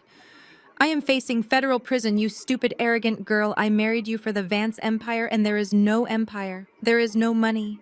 There is no cabin. You lied to me for 3 years. He shoved her away with a look of pure revulsion. The golden couple, the picture of society perfection, was actively cannibalizing each other in the middle of a foreclosed ballroom. Terrence turned his furious gaze toward Richard, pointing an accusing finger at my father. "And you?" Terrence shouted at Richard. "You let her lie. You let me marry into this bankrupt fraud of a family. I am not going down for your ruined company. I will testify against you. I will tell Vanguard every single place you hid assets over the last decade." Richard stepped forward, his fists clenched, ready to physically fight his own son-in-law. The entire Vance family structure was collapsing into a violent, screaming spectacle of betrayal and self-preservation. Richard stepped forward, his fists clenched, ready to physically fight his own son-in-law. The entire Vance family structure was collapsing into a violent, screaming spectacle of betrayal and self-preservation. Richard lunged, but Catherine grabbed his arm, her manicured nails digging into his suit jacket. She dragged him back, terrified of the physical altercation that would surely summon the police to their doorstep. Terrence did not even look at his father-in-law. His eyes were entirely fixed on Penelope. He let out a harsh, barking laugh that held no humor, only pure, unadulterated venom. "You think you are the victim here?" Terrence shouted, stepping closer to his wife, his chest practically brushing hers. "I have spent 3 years listening to your insufferable whining. I have smiled at your shallow friends, attended your meaningless charity galas, and played the loving husband to a woman who possesses the emotional depth of a puddle. I did it because there was a light at the end of the tunnel. I did it because you were the heir to the Vance fortune." Penelope gasped, her face flushing crimson. "You used me!" she shrieked, her voice cracking. "I endured you," Terrence roared back. "There is a massive difference. You are nothing without your trust fund, Penelope. You have no skills. You have no personality outside of your designer labels. You are a spoiled, arrogant brat who thought she was a queen. But you are bankrupt. You are worthless." Penelope slapped him. The sharp crack echoed through the grand ballroom. Terrence's head snapped to the side. A dark red mark instantly bloomed across his cheek. "You are a nobody!" Penelope screamed. Her fists clenched at her sides. "You were a mid-level accountant before my father gave you a title. I made you. I elevated you. You are nothing but a leech feeding off my family." Terrence turned his head back slowly, his eyes flashing with a dangerous, unrestrained fury. He took a step toward her, his fists balled so tightly his knuckles turned white. "Your family is a rotting carcass." Terrence spat, his voice dropping to a lethal whisper. "And I am the one who finally put it out of its misery." I took what I was owed. I took the money because Richard was too stupid to manage it, and you were too busy shopping to notice. I secured my own future since you clearly could not provide one. They circled each other like rabid animals. The perfect, glamorous society couple was dead, replaced by two greedy opportunists who had finally realized there was nothing left to steal from one another. The remaining guests watched in stunned, horrified silence. No one moved. No one intervened. I stood a few feet away, watching the cannibalization of the golden couple. I had waited 9 years for this exact reckoning, but I was not quite finished. Terence thought his grand confession made him the smartest person in the room. He thought he had outmaneuvered the Vance family. He was wrong. "Don't be too mad at her, Terence," I said, my voice slicing effortlessly through their screaming match. Terence whipped his head around, glaring at me. "Stay out of this, Sloane. You have done enough damage." I ignored his order, taking a slow, measured step forward. My low heels clicked against the marble, a rhythmic countdown to his absolute destruction. "I mean it, Terence." I continued, my tone deceptively light, carrying a razor-sharp edge.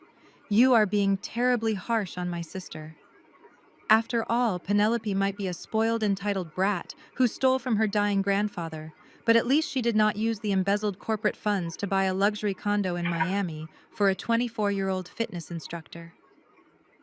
The ballroom fell so silent you could hear the crystal chandeliers softly chiming in the air currents. Terence froze. The angry, flushed color instantly drained from his face, leaving him looking like a chalky, terrified ghost. His mouth opened, but no sound came out. Penelope snapped her head toward me, her tear-streaked face twisting into a mask of pure confusion. "What are you talking about?" she whispered, her voice trembling. "What fitness instructor?" I tapped the screen of my tablet. Instantly, the massive media display behind me flickered to life. The foreclosure notice vanished, replaced by a series of high-resolution photographs. The first photo showed Terence lounging on the deck of a sleek yacht in South Beach. Sitting across his lap was a stunning, deeply tanned young woman in a tiny string bikini. They were laughing, holding glasses of champagne, looking entirely carefree.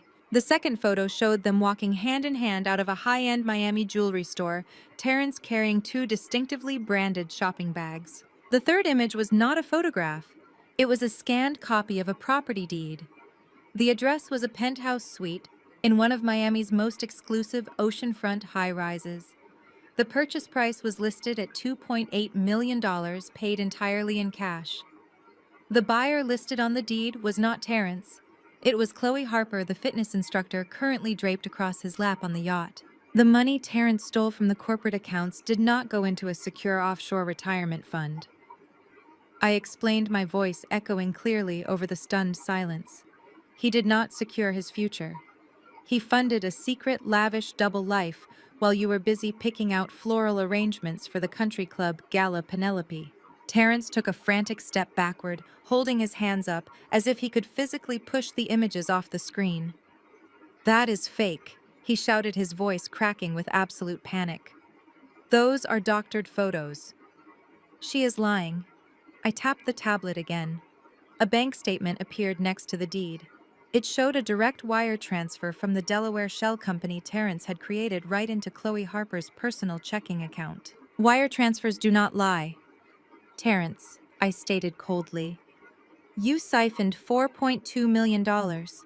You spent $2.8 million on the penthouse, $500,000 on the yacht charter and jewelry, and the rest is sitting in an account that the federal government is currently freezing as we speak.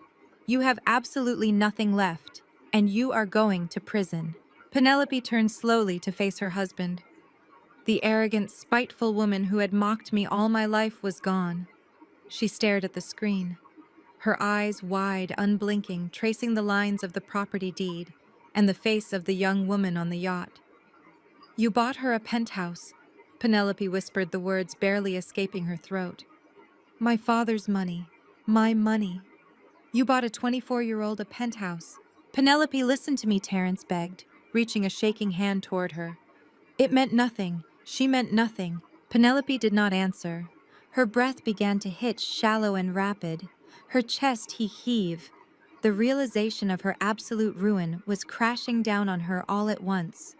Her grandfather had disinherited her, her family was bankrupt, her home was being foreclosed on. Her husband did not love her, had never loved her, and had stolen her father's company to fund a secret life with another woman. She had no money. She had no status. She had no safety net. Penelope let out a strangled, gasping wheeze. Her hands flew to her chest, clawing at the expensive fabric of her emerald gown, as if she could not get enough air into her lungs. Her knees buckled. She collapsed onto the marble floor. This was not a theatrical performance. This was not one of her calculated dramatic tantrums designed to garner sympathy. This was a genuine, terrifying panic attack. She curled into a tight ball, gasping for air, her whole body shaking violently, as the perfect golden world she had built entirely on lies finally crushed her beneath its weight. Richard's fists trembled, but he did not swing. The raw, animalistic urge to strike Terence was suddenly overshadowed by a much colder, sharper terror. Terence's threat to expose the hidden assets to Vanguard Financial was the final nail in the coffin. If the federal authorities dug into the offshore accounts and the shell corporations Richard had used to keep his failing empire afloat, he would not just lose his house. He would spend the rest of his life in a federal penitentiary wearing a jumpsuit instead of Italian silk. The grand ballroom, once a symbol of his untouchable status, was now a crime scene of his own making. Penelope was still hyperventilating on the floor, her emerald gown pooled around her like a deflated parachute, her perfectly manicured hands gripping her hair as she rocked back and forth. Catherine was clutching the edge of a cocktail table, her face ashen, looking between her husband and her son-in-law, as if she had never met either of them. The last of the elite guests were practically sprinting for the valet, their whispers already writing the social obituary of the Vance family. Richard watched them flee, and I saw the exact moment the fight drained out of him. He was a cornered animal, completely out of ammunition. He could not bully me. He could not physically intimidate me. He could not outspend me. So he did the only thing a true narcissist knows how to do when the walls close in. He changed the narrative. Richard slowly lowered his fists. He took a deep, shuddering breath, smoothing the lapels of his custom tuxedo, attempting to reassemble the shattered pieces of his dignity. The furious, red-faced tyrant vanished in the blink of an eye. In his place stood the charismatic, persuasive businessman who had built a fortune decades ago. It was the face he wore when he was trying to close a massive deal, the warm, engaging mask that had fooled investors, politicians, and his own family for years. He turned away from Terence, completely dismissing the man who had just threatened to destroy him, and fixed his gaze entirely on me. He took a step toward me, his expression softening into a look of profound, manufactured pride. His eyes crinkled at the corners, radiating a fake fatherly warmth that made my skin crawl. "Sloane," he said, his voice dropping an octave, rich and smooth, as if we were having an intimate chat in his private study, rather than standing in the wreckage of his life. "I have to admit you played this brilliantly." I did not react. I simply watched him perform, keeping my face completely devoid of emotion. "You stood in the shadows." Richard continued pacing slowly, his hands clasped behind his back in a show of total calm. "You observed. You waited for the perfect moment to strike. You gathered the intel, acquired the debt, and executed a flawless, hostile takeover right under our noses. It was ruthless. It was brilliant. It was exactly the kind of maneuver I would have pulled when I was your age." Terence let out a sound of absolute disbelief, staring at his father-in-law, as if the man had lost his mind. Catherine gasped, her hand flying to her throat, realizing what Richard was attempting to do. He was trying to recruit the enemy. Richard stopped a few feet away from me, his eyes gleaming with a desperate, manic hope. "You have proven you are the smartest one here, Sloane. You did not inherit Catherine's vanity. You did not inherit Penelope's weakness. You inherited my business acumen. You have my killer instinct. You are a true Vance." He gestured dismissively toward Terence, not even bothering to look at him. "We can throw Terence to the wolves," Richard offered, smoothly, sacrificing his son-in-law without a single second of hesitation. "Let the authorities have him. We will press charges for the embezzlement hand over his financial records, throw him in jail, and clear the company's immediate liabilities. But we need to save the core enterprise. We need to protect the legacy. Richard took another step closer, extending a hand toward me, as if offering a truce. Drop this Vanguard debt, Sloan. Cancel the foreclosure on the estate. Forgive the corporate loans. In exchange, I will step down immediately. I will hand you the keys to the kingdom. I will make you the sole CEO of Vance Holdings tomorrow morning. We can restructure the board, eliminate the dead weight, and run this empire together. Just you and me, father and daughter, building a legacy that no one can ever touch. Catherine let out a sharp cry. Richard, you cannot give her the company that belongs to the family. Shut up, Catherine. Richard snapped his eyes, never leaving mine. Sloan is the only family that matters right now. She is the only one who can save us. He looked back at me, his smile widening, completely convinced he had just laid out the winning hand. He was offering me the very crown he had spent my entire life telling me I was unworthy to wear. He was offering me the seat at the head of the table, the ultimate validation I had craved as a naive 20-something, trying desperately to earn her father's love and respect. It was the ultimate psychological manipulation. He actually believed that my ambition was driven by a pathetic need for his approval. He believed that offering me a fancy title, a corner office, and his fake admiration would magically erase decades of emotional abuse, neglect, and vicious betrayal. He thought I was still that quiet, eager girl seeking her daddy's permission to exist in his world. I looked at his extended hand. I looked at the charming, persuasive smile plastered across his aging face, completely devoid of genuine remorse or self-awareness. A wave of profound, absolute disgust rolled through my stomach. The sheer arrogance of the offer was insulting. He had absolutely nothing left to give. His entire world was in ashes, yet he was still trying to dictate the terms of my surrender. I did not take his hand. I crossed my arms over my chest, my gaze cold and unyielding. You think I want to captain a sinking ship full of rats? I asked, my voice slicing through his forced warmth like a scalpel. The fake smile instantly vanished from Richard's face. His hand slowly dropped to his side. Your company is a hollow shell, Dad, I stated, stepping forward to ensure every word landed with maximum impact. It is bleeding cash, drowning in toxic liabilities, and completely devoid of any real value. You drove it into the ground with your own arrogance, and Terrence just sped up the inevitable crash. There is no legacy left to save. I looked him up and down, taking in the full measure of his pathetic desperation. I don't want your title, Dad, I said, delivering the final blow with chilling precision. I don't want your ruined legacy, and I certainly don't want to run a bankrupt empire with the man who built it on lies. I want my money. Richard's face crumbled. The formidable titan of industry, the man who had spent 3 decades ruling boardrooms through sheer intimidation, shrank into a pathetic, aging shell of himself. He took a slow, unsteady step backward, raising his hands in a gesture of absolute surrender. He retreated into the shadows of the room he had once commanded, his eyes fixed on the marble floor. He had nothing left to leverage. He could not bully me. He could not outspend me. He was completely out of ammunition. Catherine watched her husband surrender, and a terrifyingly cold calculation washed over her features. She realized the aggressive, dominating approach was dead. She realized Richard's corporate maneuvering was entirely useless. She had to pivot to the only weapon she had left in her arsenal. She had to use emotional warfare. Catherine smoothed the front of her ruined silk dress, adjusting her posture to project an aura of gentle, aristocratic grace. She looked down at Penelope, who was still gasping and violently trembling on the floor in the midst of a severe panic attack, and Catherine literally stepped over her daughter's legs without a second glance.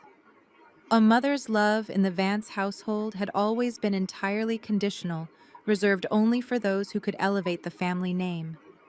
Penelope was now a liability, so Catherine simply discarded her. She walked toward me, her sharp, hateful expression softening into a mask of deep manufactured maternal sorrow. She reached out, her hands fluttering in the air as if she desperately wanted to embrace me, but did not quite dare to cross the boundary. Sloan, please. Catherine began, her voice trembling with perfectly calibrated emotion. This has gone entirely too far. We are destroying each other. Your father is a proud, stubborn man, and Terence has clearly lost his mind. But you and I, we are family. We are blood. We are mother and daughter. We need to find a way to heal from this horrible tragedy before it consumes us all. I said absolutely nothing. I stood perfectly still, letting her spin her desperate sticky web. I know you are angry about the Aspen property, Catherine continued, her voice dropping to a soothing, conciliatory whisper. And I understand why you feel defensive. You loved your grandfather. But let us be fiercely practical, darling. You live in a tiny, cramped apartment in the city. You work constantly at your firm. You do not have the time, the energy, or the resources to maintain a sprawling mountain estate. The property taxes and the upkeep alone will completely bankrupt you within a single year. It is not a gift, Sloan. It is a massive financial burden. She took another cautious step closer, lowering her voice even further as if sharing an intimate secret meant only for my ears. I want to help you, Catherine murmured, her eyes wide and pleading. I want to make things right between us. I will buy the cabin from you. Personally, I have a private secure account that your father cannot touch and Vanguard cannot seize. I will wire $200,000 directly into your checking account tomorrow morning. It will give you a beautiful liquid nest egg. You can buy a nicer apartment. You can travel the world. You can start fresh, completely unburdened by this toxic family mess. Just sign the property deed over to me tonight, and I will take all the stress off your shoulders. Let your mother take care of you. The sheer audacity of her proposal was staggering. She was standing in the wreckage of her entire life, watching her golden daughter hyperventilate on the floor, and she was still actively trying to rob me under the vile guise of maternal charity. I looked at her carefully crafted expression of concern. I looked at the fake tears welling in the corners of her eyes, and then I laughed. It was not a polite, socially acceptable chuckle. It was a sharp, echoing laugh that erupted from my chest and cut straight through the heavy, suffocating tension of the grand ballroom. I laughed directly in my mother's face, shaking my head at her absolute delusion. Catherine recoiled violently. Her fake warmth evaporated in a millisecond, her features snapping back into a tight, hateful glare. "What is so funny?" Catherine snapped, her voice losing its melodic pitch and turning harsh. "I am offering you a generous lifeline, you ungrateful girl. You are offering me a fraction of a percentage," I corrected her, my laughter fading into a cold, lethal stare.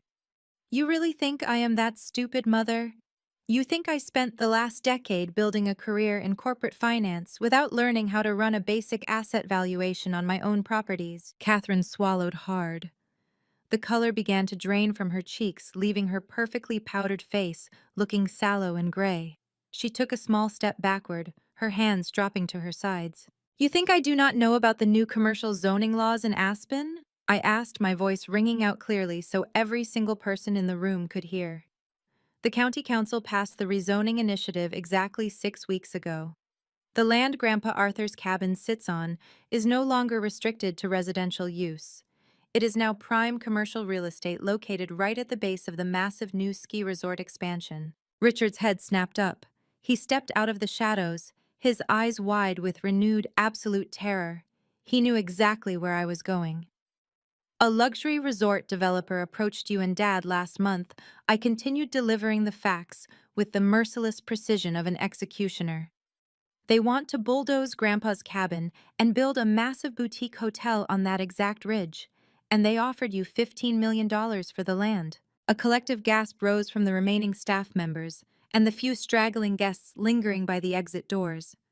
Even Terence, who was currently facing federal prison time, stared at Catherine in absolute shock. Penelope stopped gasping for a fraction of a second, her tear-streaked face turning upward to stare at her mother in total disbelief. $15 million, I repeated, letting the massive figure hang heavily in the silent air. But there was a major problem. Grandpa Arthur had already filed the legal addendum giving the property entirely to me. You could not sell what you did not legally own. That is why you were so desperate to claim a clerical error. That is why you demanded I hand over the deed tonight. You wanted me to sign it over for nothing. You offered me a pathetic $200,000 so you could quietly pocket the $15 million and save your bankrupt, fraudulent lifestyle. Catherine was completely speechless. Her mouth opened and closed, but no sound emerged.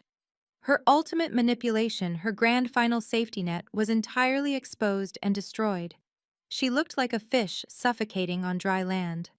She finally realized that I held every single card, and she held absolutely nothing. "You did not want to help me, Mother," I stated, my voice dropping to a freezing absolute zero. "You wanted to rob me, just like Penelope robbed Grandpa on his deathbed. You are all exactly the same." The silence in the grand ballroom was deafening. The total, undisputed defeat of the Vance family was finally complete. They were stripped bare, exposed as frauds, thieves, and bankrupt failures. There was nowhere left to hide. There was no lie left to spin. Then a sharp, piercing sound shattered the quiet. The front doorbell rang. Its deep, melodic chime echoed through the vast foyer and poured into the ballroom, startling everyone in the room. Catherine's head snapped toward the grand entryway. Her pristine, aristocratic facade was completely gone, replaced by the frantic, unhinged paranoia of a cornered criminal. "Who is that?" Catherine snapped, her voice shrill and hysterical. She spun back to glare at me, her hands balled into tight fists. "Who did you invite to my house? Sloane? Have you called the police? Have you brought the press here to completely ruin us?" I looked at my mother, taking in her sheer, unadulterated terror. I offered her a calm, genuinely relaxed smile. "No police, Mother," I replied smoothly. "Just a character witness." Heavy, purposeful footsteps echoed against the marble floor of the foyer. The massive double doors swung fully open, pushed wide by the remaining valet staff. A figure stepped into the brilliant light of the entryway, casting a long, commanding shadow into the ruined ballroom. Aunt Beatrice stepped into the foyer. She wore a sharply tailored charcoal trench coat over a pristine ivory suit. Her silver hair was pulled back into an immaculate French twist, and her posture was as rigid and unyielding as a steel beam. Beatrice looked like a high court judge, arriving to deliver a final, inescapable verdict. She radiated an aura of absolute authority that instantly sucked the remaining oxygen out of the room. "Get out of my house!" Richard bellowed. His voice cracked, betraying the raw, primal panic bubbling beneath his rage. "You have no right to be here. You were banished from this family 15 years ago. Beatrice Security, remove this woman immediately." The remaining valet staff and caterers did not move a single muscle. They simply stared, utterly mesmerized by the spectacular implosion of the Vance dynasty. Beatrice did not flinch. She calmly handed her leather gloves to a stunned waiter standing by the door and walked into the grand ballroom with the measured, unhurried pace of an apex predator. She did not look at the extravagant floral arrangements or the crystal chandeliers. She ignored Penelope, who was still gasping and clutching her chest on the marble floor. She bypassed Catherine, who had practically pressed herself against the wall in terror. Beatrice walked directly to me. She stopped, looked me up and down, and smiled. It was a real, genuine smile that reached her eyes, completely devoid of the toxic transactional warmth my parents always used. "You did beautifully, Sloane," Beatrice said, her voice clear, resonant, and carrying effortlessly across the silent room. "Arthur would be incredibly proud of the woman you have become. You fought exactly the way he always hoped you would." I felt a sudden, unexpected tightness in my throat. For my entire life, I had been gaslit into believing I was the problem. I had been told I was cold, difficult, and unworthy. Hearing this brilliant, formidable woman validate my existence and my grandfather's love was the ultimate vindication. Richard staggered forward, his face turning a dangerous mottled shade of purple. "I said get out!" he screamed, pointing a shaking finger at the foyer. "She has no business bringing you here. This is a private family matter. You are not part of this family. You lost the right to use the word family a long time ago." "Richard," Beatrice countered, turning her steely gaze onto her younger brother. "I received Sloane's message about your pathetic attempt to contest Arthur's will." It sounded painfully familiar. In fact, it sounded exactly like the script you used on me 15 years ago. Richard opened his mouth to shout another order, but the words died in his throat. He took a step back, intimidated by his older sister's sheer, uncompromising presence. Beatrice looked around the room, addressing the straggling guests. The staff and the shell shocked Catherine. For those of you who only know the polished Vance family myth, allow me to correct the historical record. Richard did not build this corporate empire from scratch. He stole its foundation from me. Catherine tried to speak, raising a trembling hand. Beatrice, please let us not drag up the past. Save your breath, Catherine. Beatrice snapped, slicing through my mother's fake diplomacy like a blade. You were complicit then, and you are complicit now. You helped him forge the narrative that I was the black sheep, just like you tried to do to Sloane. Beatrice turned her attention back to Richard, dissecting him with surgical precision. When our parents built their primary manufacturing firm, I was the one running the operations. Beatrice stated, her voice echoing off the high ceilings. I doubled their revenue in a decade. But when our father's health began to decline, Richard swooped in. He isolated our parents. He changed the estate documents behind my back. He used the exact same gaslighting tactics he tried tonight. He told the board of directors I was emotionally unstable. He claimed I was financially incompetent. He manufactured fake accounting errors to justify seizing control of the firm that I had spent my entire adult life expanding. Richard was visibly shaking. His hands trembled at his sides. His carefully constructed reality, the myth of the self-made billionaire titan, was being dismantled brick by brick and broadcasted to everyone he had ever tried to impress. The difference, Beatrice said, turning back to me with eyes full of fierce pride, is that Sloane is far smarter than I was. When Richard stole my birthright, I walked away to save my sanity. I let him have the company because I thought my peace of mind was worth the price of his theft. But Sloane stayed. She watched you. She learned exactly how your toxic machinery operates, and she dismantled it from the inside out. She beat you at your own corrupt game. You are just bitter, Richard spat. His voice had lost its thunder, reducing to a pathetic, desperate hiss. You have been holding a grudge for a decade and a half because you lacked the vision to lead. You are nothing but a jealous exile. You have no power here, Beatrice. This is still my house. I still have leverage. I have corporate investors. I have banks backing me. Vanguard might hold some debt, but I will secure the capital to crush both of you. Beatrice let out a low, melodic laugh that sent a visible shiver down Richard's spine. It was a laugh of absolute terrifying superiority. She reached into the pocket of her tailored trench coat and retrieved a sleek silver business card case. With a sharp snap, she opened it, extracted a single heavy card and tossed it onto the marble floor. It landed precisely at Richard's feet. You have always been terrible at doing your due diligence, little brother, Beatrice said, her tone dripping with absolute authority. You have spent the last 3 weeks practically begging Liberty Sovereign Bank for an emergency $8 million bailout loan. You needed that cash to cover the margins Terrence destroyed. You submitted fraudulent revenue projections, hoping the loan officers would blindly approve it based on the Vance name alone. Richard stared at the business card resting by his expensive leather shoes. His breathing completely stopped. The blood drained from his face so fast he looked like a corpse. I am a senior partner at Liberty Sovereign, Beatrice announced, her words dropping like an anvil in the silent ballroom. I sit on the Executive Risk Committee.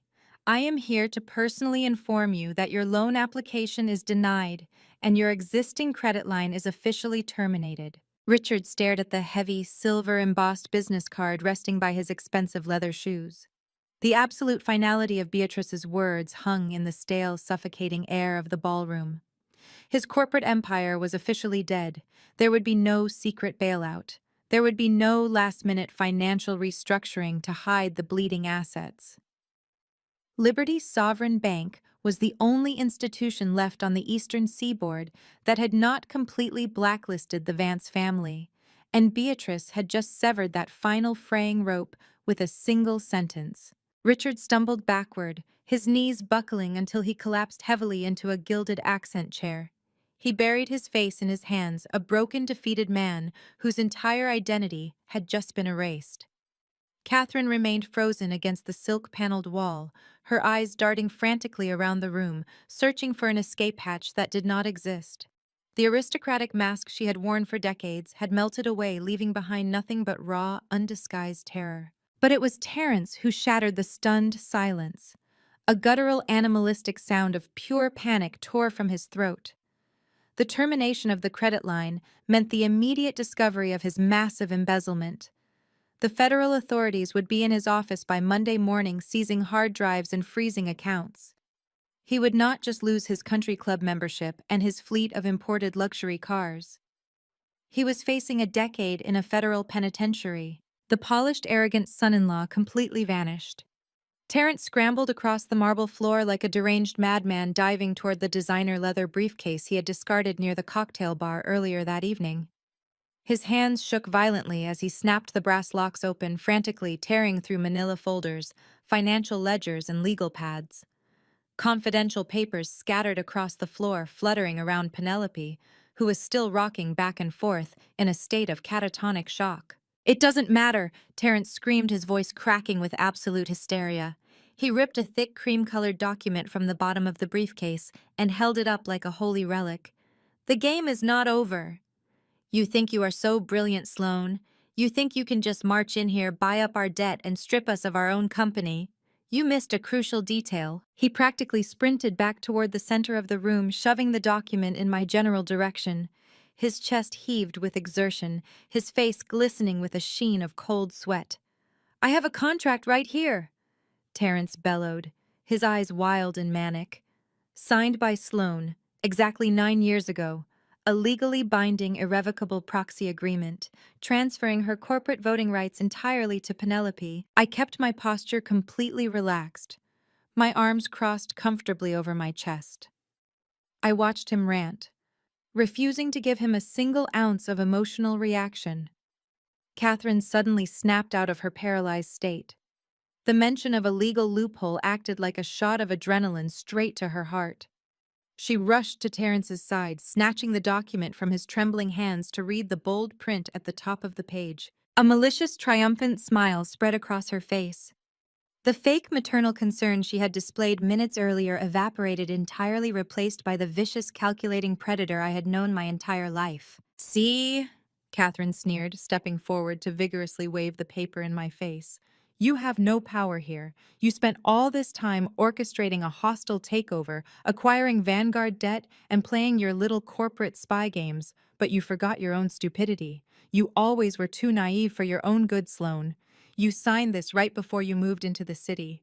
You handed over your entire stake in Vance Holdings to your sister because you were desperate for our approval.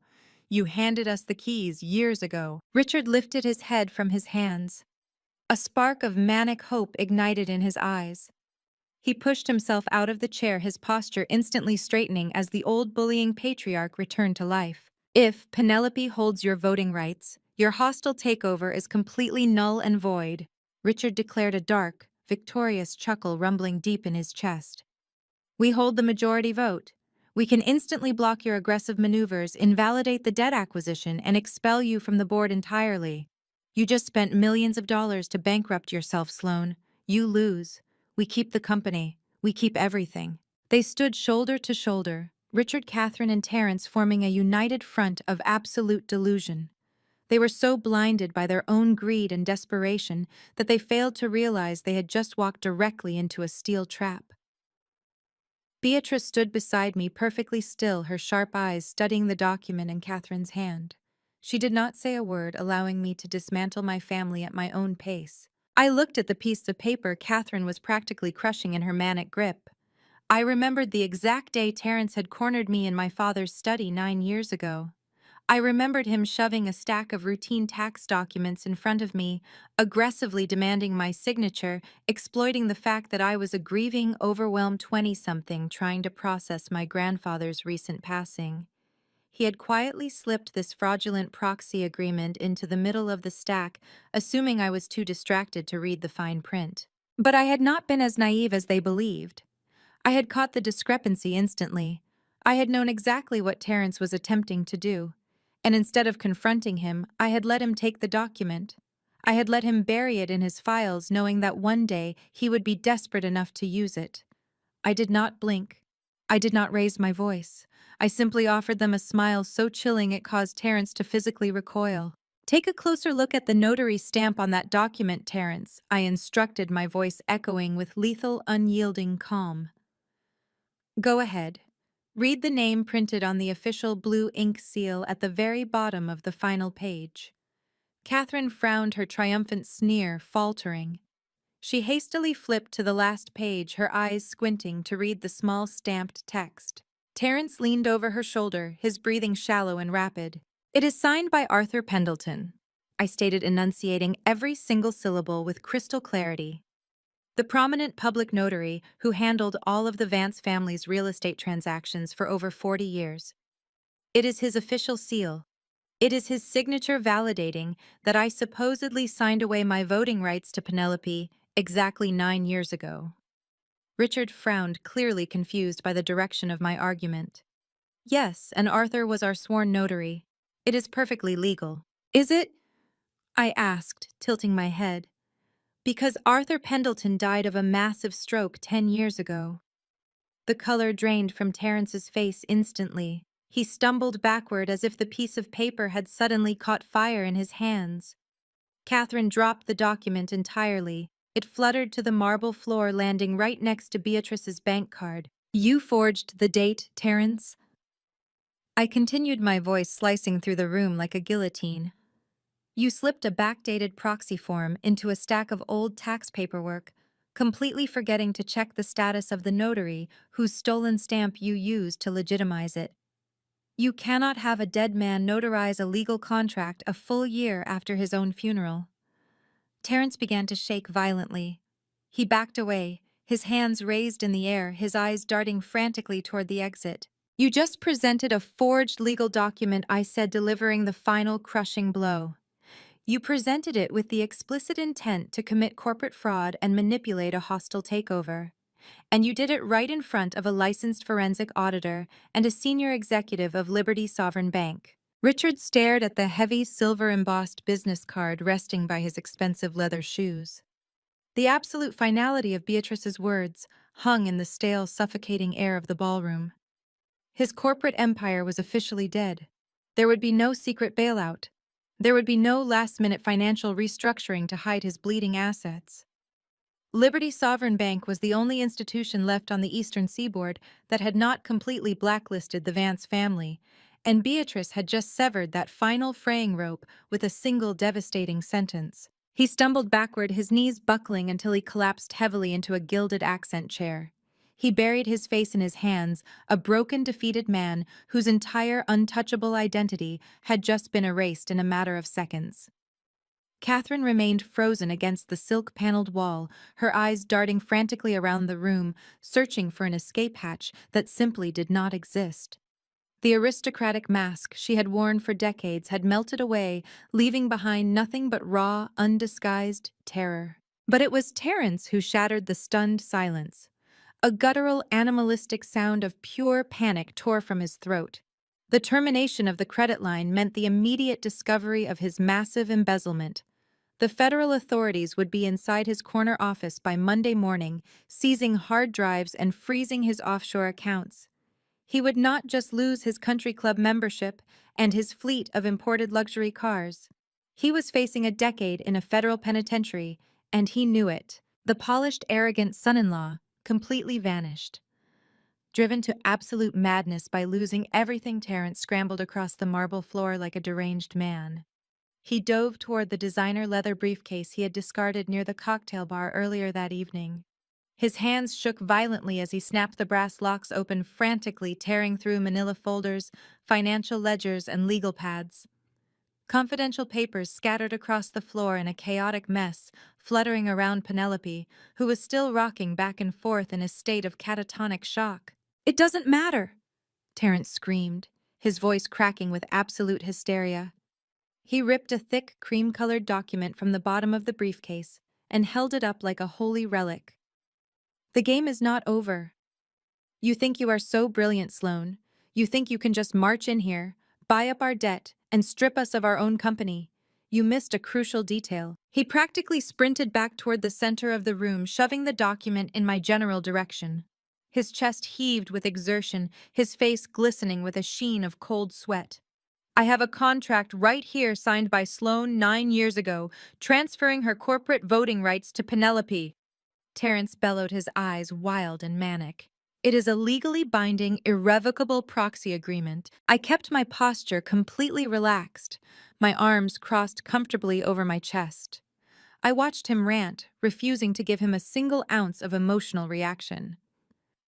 Catherine suddenly snapped out of her paralyzed state. The mention of a legal loophole acted like a shot of adrenaline straight to her heart. She rushed to Terrence's side, snatching the document from his trembling hands to read the bold print at the top of the page. A malicious, triumphant smile spread across her face. The fake maternal concern she had displayed minutes earlier evaporated entirely, replaced by the vicious, calculating predator I had known my entire life.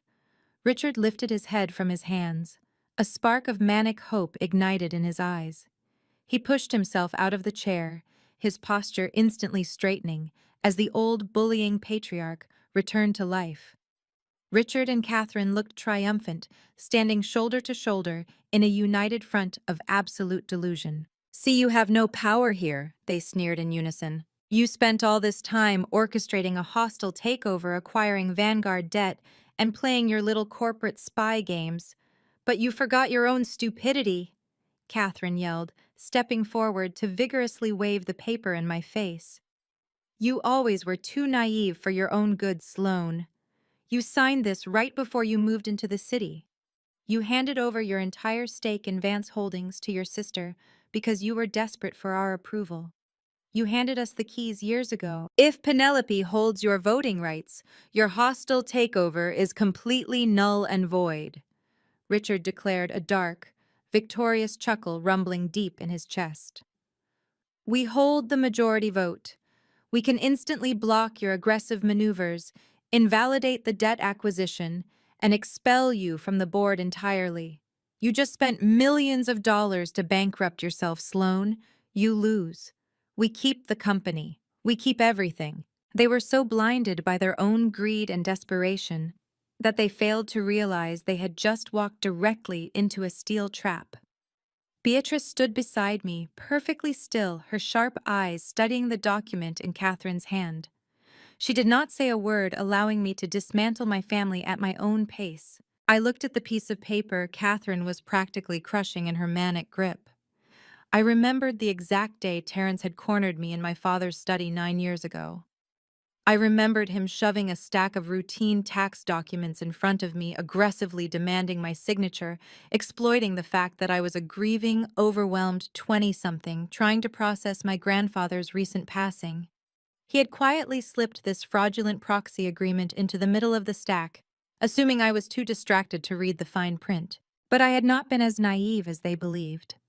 I had caught the discrepancy instantly. I had known exactly what Terrence was attempting to do, and instead of confronting him, I had let him take the document. I had let him bury it in his files, knowing that one day he would be desperate enough to use it against me. Sloane doesn't even blink. I did not raise my voice. I simply offered them a smile so chilling it caused Terrence to physically recoil. "Take a closer look at the notary stamp on that document, Terrence," I instructed, my voice echoing with lethal, unyielding calm. "Go ahead, read the name printed on the official blue ink seal at the very bottom of the final page." Catherine frowned, her triumphant sneer faltering. She hastily flipped to the last page, her eyes squinting to read the small stamped text. Terrence leaned over her shoulder, his breathing shallow and rapid. "It's signed by Arthur Pendleton," I stated, enunciating every single syllable with crystal clarity. "The prominent public notary who handled all of the Vance family's real estate transactions for over 40 years. It is his official seal. It is his signature validating that I supposedly signed away my voting rights to Penelope exactly 9 years ago." Richard frowned, clearly confused by the direction of my argument. "Yes, and Arthur was our sworn notary. It is perfectly legal." "Arthur died 10 years ago," I said, tilting my head. The color drained from Terrence's face instantly. He stumbled backward as if the piece of paper had suddenly caught fire in his hands. Catherine dropped the document entirely. It fluttered to the marble floor, landing right next to Beatrice's bank card. "You forged the date, Terence." I continued, my voice slicing through the room like a guillotine. "You slipped a backdated proxy form into a stack of old tax paperwork, completely forgetting to check the status of the notary whose stolen stamp you used to legitimize it. You cannot have a dead man notarize a legal contract a full year after his own funeral." Terence began to shake violently. He backed away, his hands raised in the air, his eyes darting frantically toward the exit. "You just presented a forged legal document in front of a licensed forensic auditor and a bank executive," I said, delivering the final crushing blow. "You presented it with the explicit intent to commit corporate fraud and manipulate a hostile takeover." The absolute silence in the grand ballroom was suffocating. Terence stared at the forged document resting on the marble floor, his entire body shaking as the catastrophic magnitude of his error finally registered. He had just confessed to committing a federal felony while standing directly in front of a licensed forensic auditor and a senior executive of Liberty Sovereign Bank. His chest heaved rapidly, his eyes darting frantically between me and Beatrice, searching for a loophole that simply did not exist. There was no clever corporate spin to save him now. He had handed me the final nail for his own coffin. Before Catherine could even attempt to open her mouth and weave another desperate web of lies, a high-pitched piercing wail tore through the quiet night air. The sound started as a distant, echoing hum, but rapidly amplified, tearing through the manicured estate grounds with terrifying speed. Within seconds, the massive sweeping windows of the grand ballroom were illuminated by an aggressive strobing wash of red and blue. The flashing lights bounced off the crystal chandeliers, and the mirrored walls casting erratic, frantic shadows across the terrified faces of my family. The heavy crunch of tires violently braking on the gravel driveway signaled their arrival. Catherine lunged forward, her manicured fingers digging into the fabric of my jacket like sharp, desperate talons. Her pristine, aristocratic mask completely disintegrated, leaving behind nothing but unhinged, wild panic. "You called the police on your own family!" she screamed, her voice cracking with pure hysteria. Her eyes were wide, darting toward the flashing lights and back to my face. "Cancel them immediately, Sloan. Tell them it is a massive mistake. We can handle this internally. I will write you a check right now. Just send them away." I looked down at her desperate, clawing grip. With a calm, deliberate motion, I smoothly pried her trembling fingers off my clothing, taking a distinct step backward to create a physical boundary between us. "I didn't call the local police, Mom," I stated, my voice completely devoid of any sympathy or warmth. "When I submitted the embezzlement and wire fraud evidence to the SEC this morning, they apparently notified the FBI." A collective gasp escaped the remaining staff members, huddled near the kitchen corridor. The heavy oak doors of the ballroom burst open with a deafening crash. A tactical team of federal agents, flanked by heavily armed local law enforcement officers, flooded into the elegant space with calculated, terrifying precision. Their dark windbreakers bore the bold yellow letters of the FBI, standing out starkly against the opulent backdrop of my parents' ruined gala. The lead agent, a tall, broad-shouldered man with a gaze as hard and uncompromising as flint, stepped into the center of the room. He scanned the terrified crowd and instantly locked his eyes directly on Terence. Terence did not hesitate. The polished, arrogant corporate executive vanished instantly, replaced entirely by a panicked, cornered fugitive, operating on pure animal instinct. He spun on his heel and bolted toward the glass terrace doors at the back of the ballroom. His expensive leather shoes slipped wildly on the polished marble. He blindly crashed into a tall cocktail table, sending a tower of crystal champagne flutes shattering onto the floor in a cascade of glass and expensive liquor, but he kept running.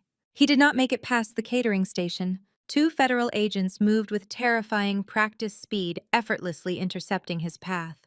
One agent grabbed Terence forcefully by the shoulder, spinning his momentum around, while the second agent tackled him brutally to the floor.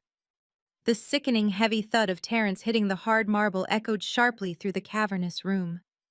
Within seconds, his arms were violently wrenched behind his back, and the harsh, metallic click of handcuffs secured his wrists. Terence began sobbing openly, his face pressed against the cold stone, babbling incoherent, pathetic pleas for mercy.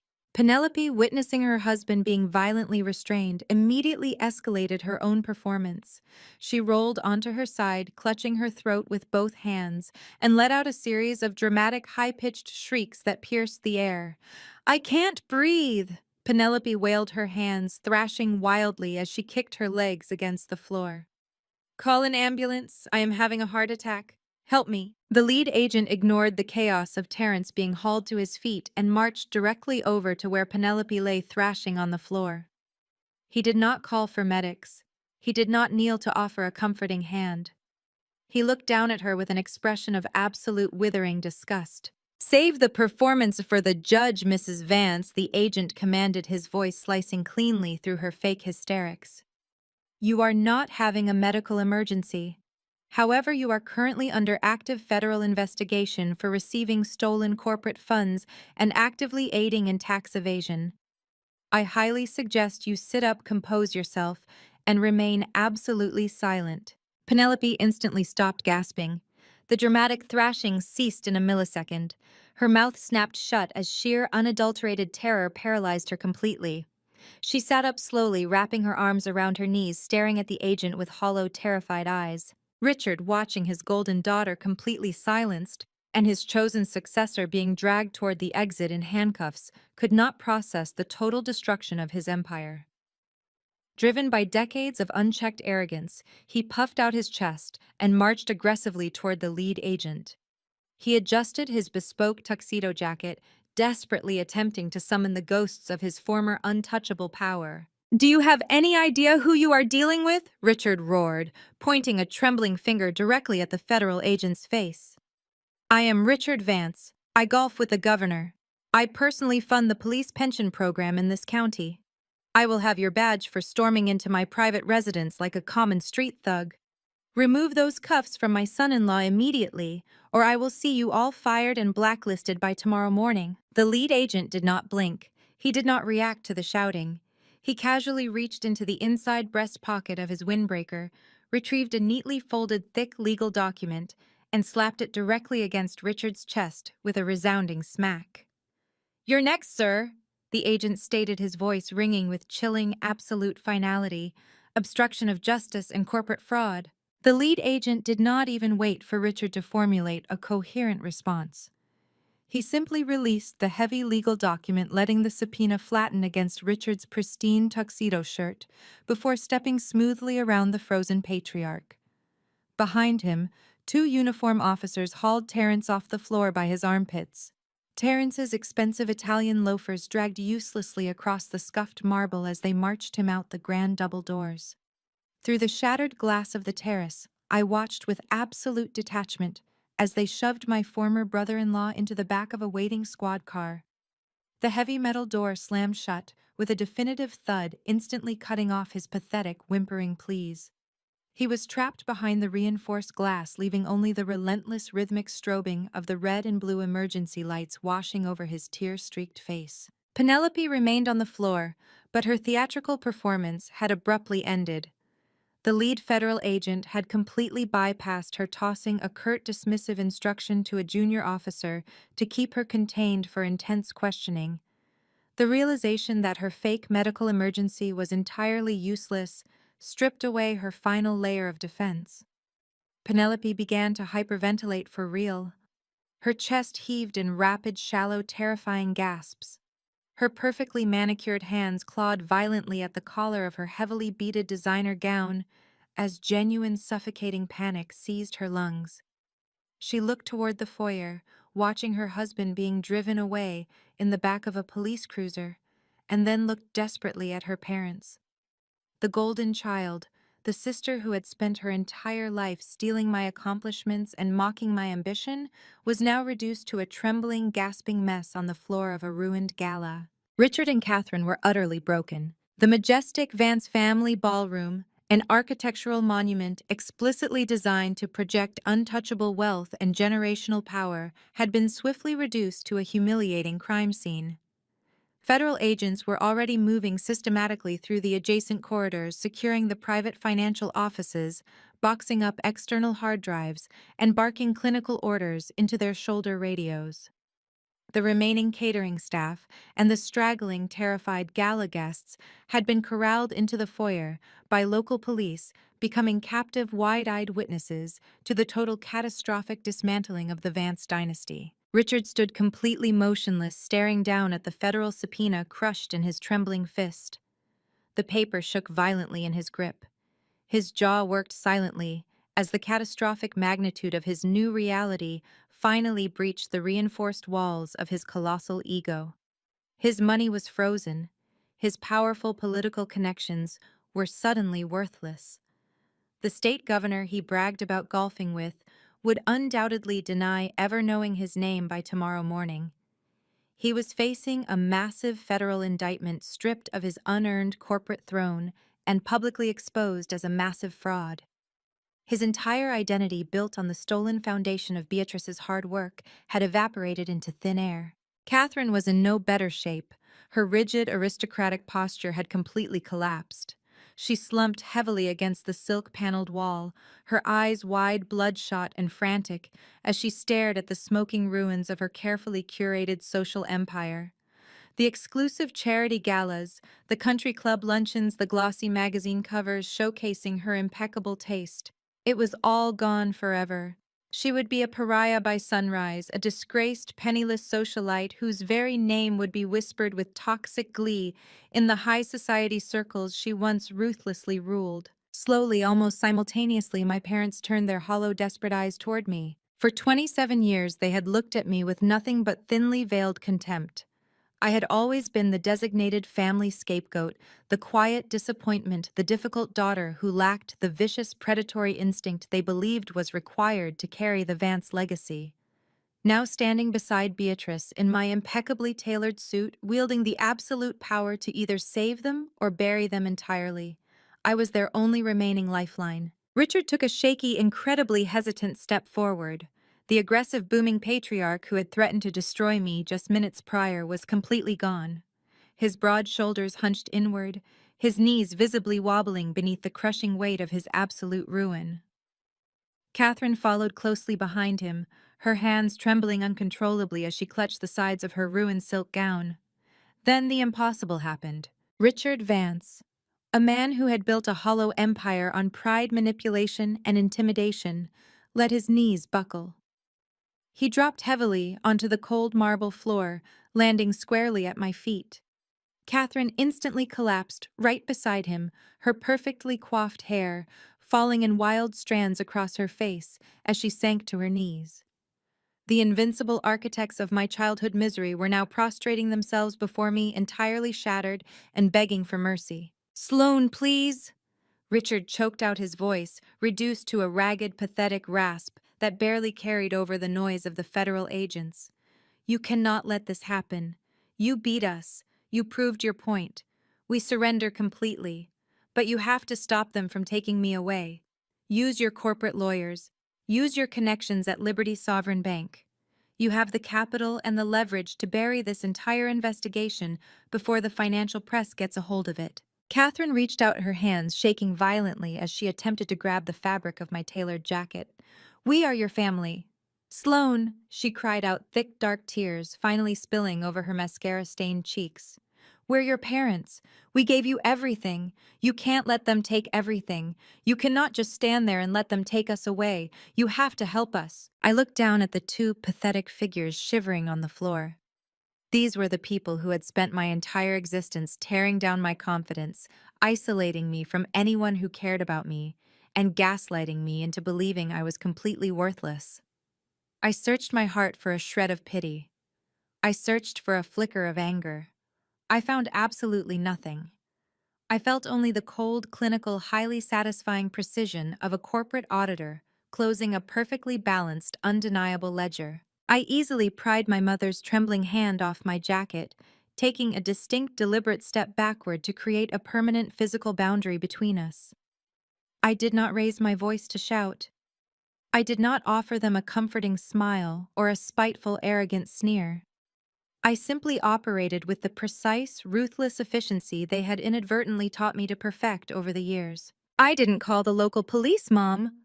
I stated, my voice completely devoid of any sympathy or warmth. When I submitted the embezzlement and wire fraud evidence to the SEC this morning, they apparently notified the FBI. I reached over to the sleek leather briefcase Beatrice had quietly placed on the small side table next to me. I snapped the brass locks open, the crisp sound echoing sharply against the marble floors, and extracted a single flawless legal document.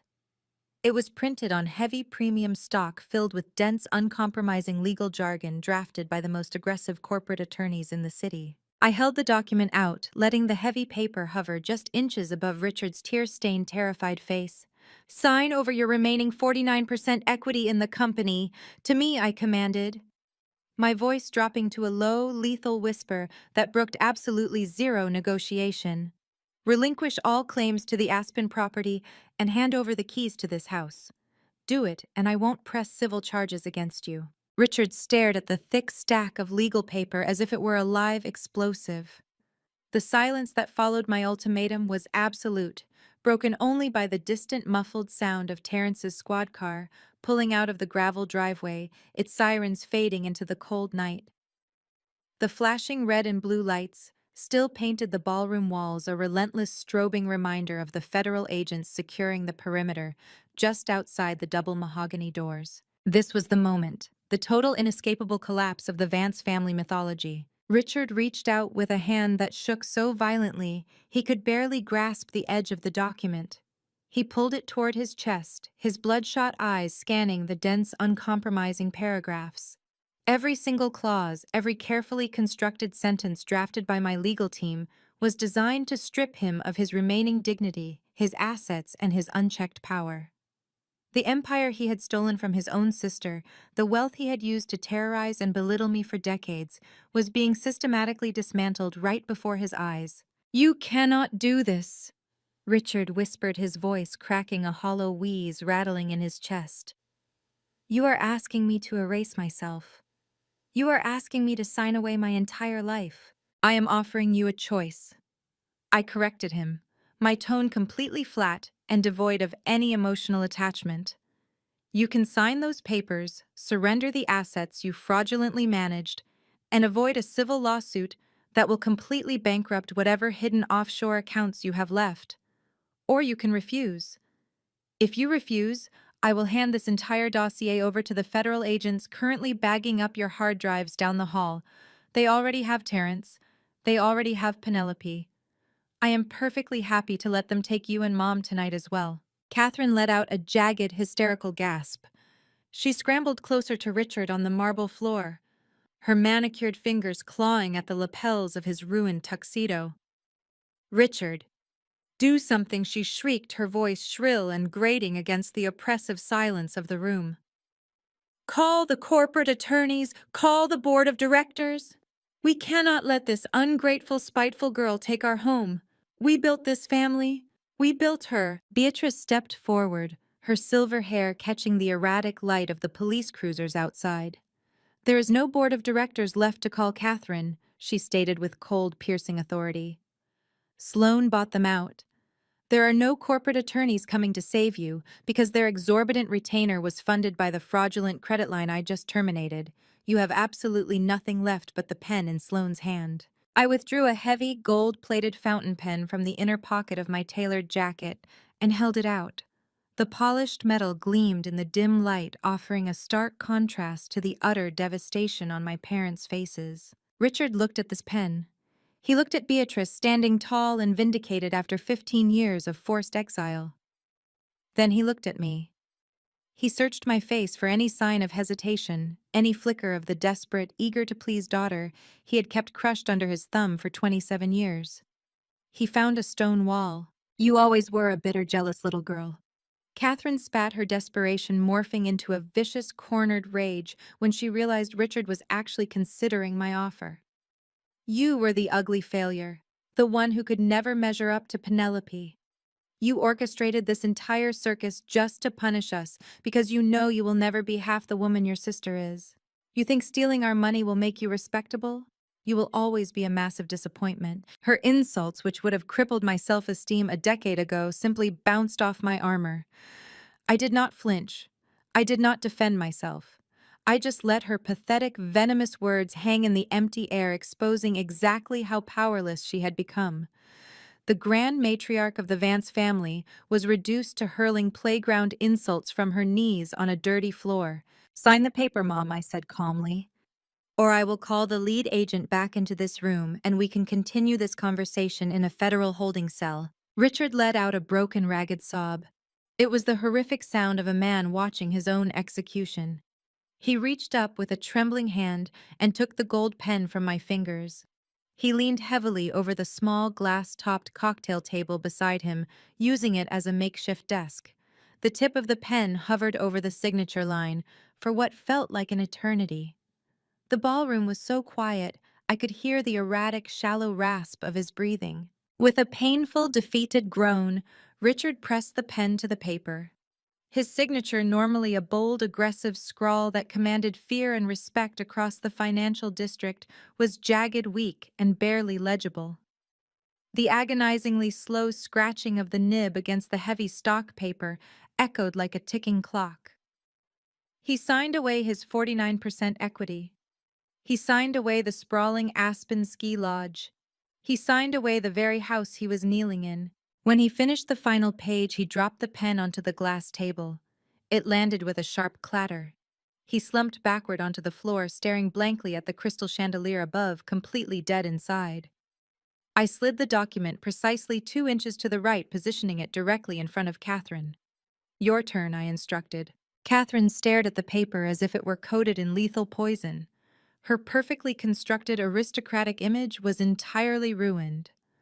Her expensive mascara had run down her cheeks in thick black chaotic streaks. Her designer silk gown was wrinkled and stained from crawling on the floor. She looked like a feral, trapped animal realizing the cage door had permanently locked shut. She snatched the pen from the table, her knuckles turning white from how hard she gripped the metal barrel.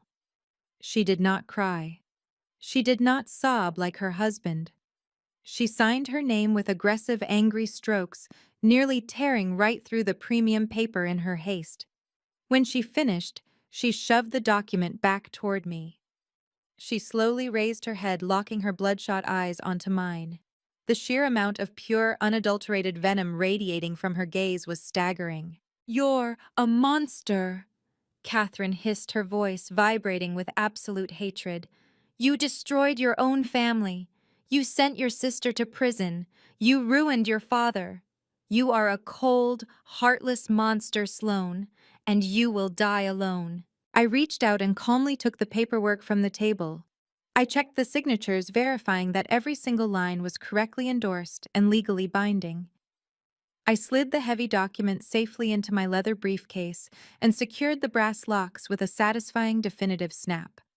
I looked down at the woman who had birthed me, feeling absolutely nothing but sweet, absolute victory. My expression remained entirely unbothered, perfectly serene in the face of her toxic rage. "I'd rather die alone on a private island than live surrounded by parasites," I replied smoothly. "You have 72 hours to vacate my property." I turned my back on Catherine and Richard for the absolute final time. The sharp, rhythmic strike of my heels against the imported Italian marble echoed through the cavernous room like a metronome steadily counting down the final, agonizing seconds of their dynasty. I did not look back. I did not need to. The symphony of their absolute destruction provided the perfect, satisfying soundtrack for my departure. Catherine's hysterical, breathless sobbing morphed into raw, incoherent shrieking as she finally realized the terrifying permanence of her new reality. Richard remained completely frozen on his knees, a hollowed-out, pathetic shell of a man desperately trying to process the complete evaporation of his stolen empire. Federal agents swarmed past me in highly coordinated tactical formations, their dark windbreakers providing a stark, grim contrast to the ruined glamour of the ballroom. I walked through the grand foyer, gliding past the terrified, whispering gala guests.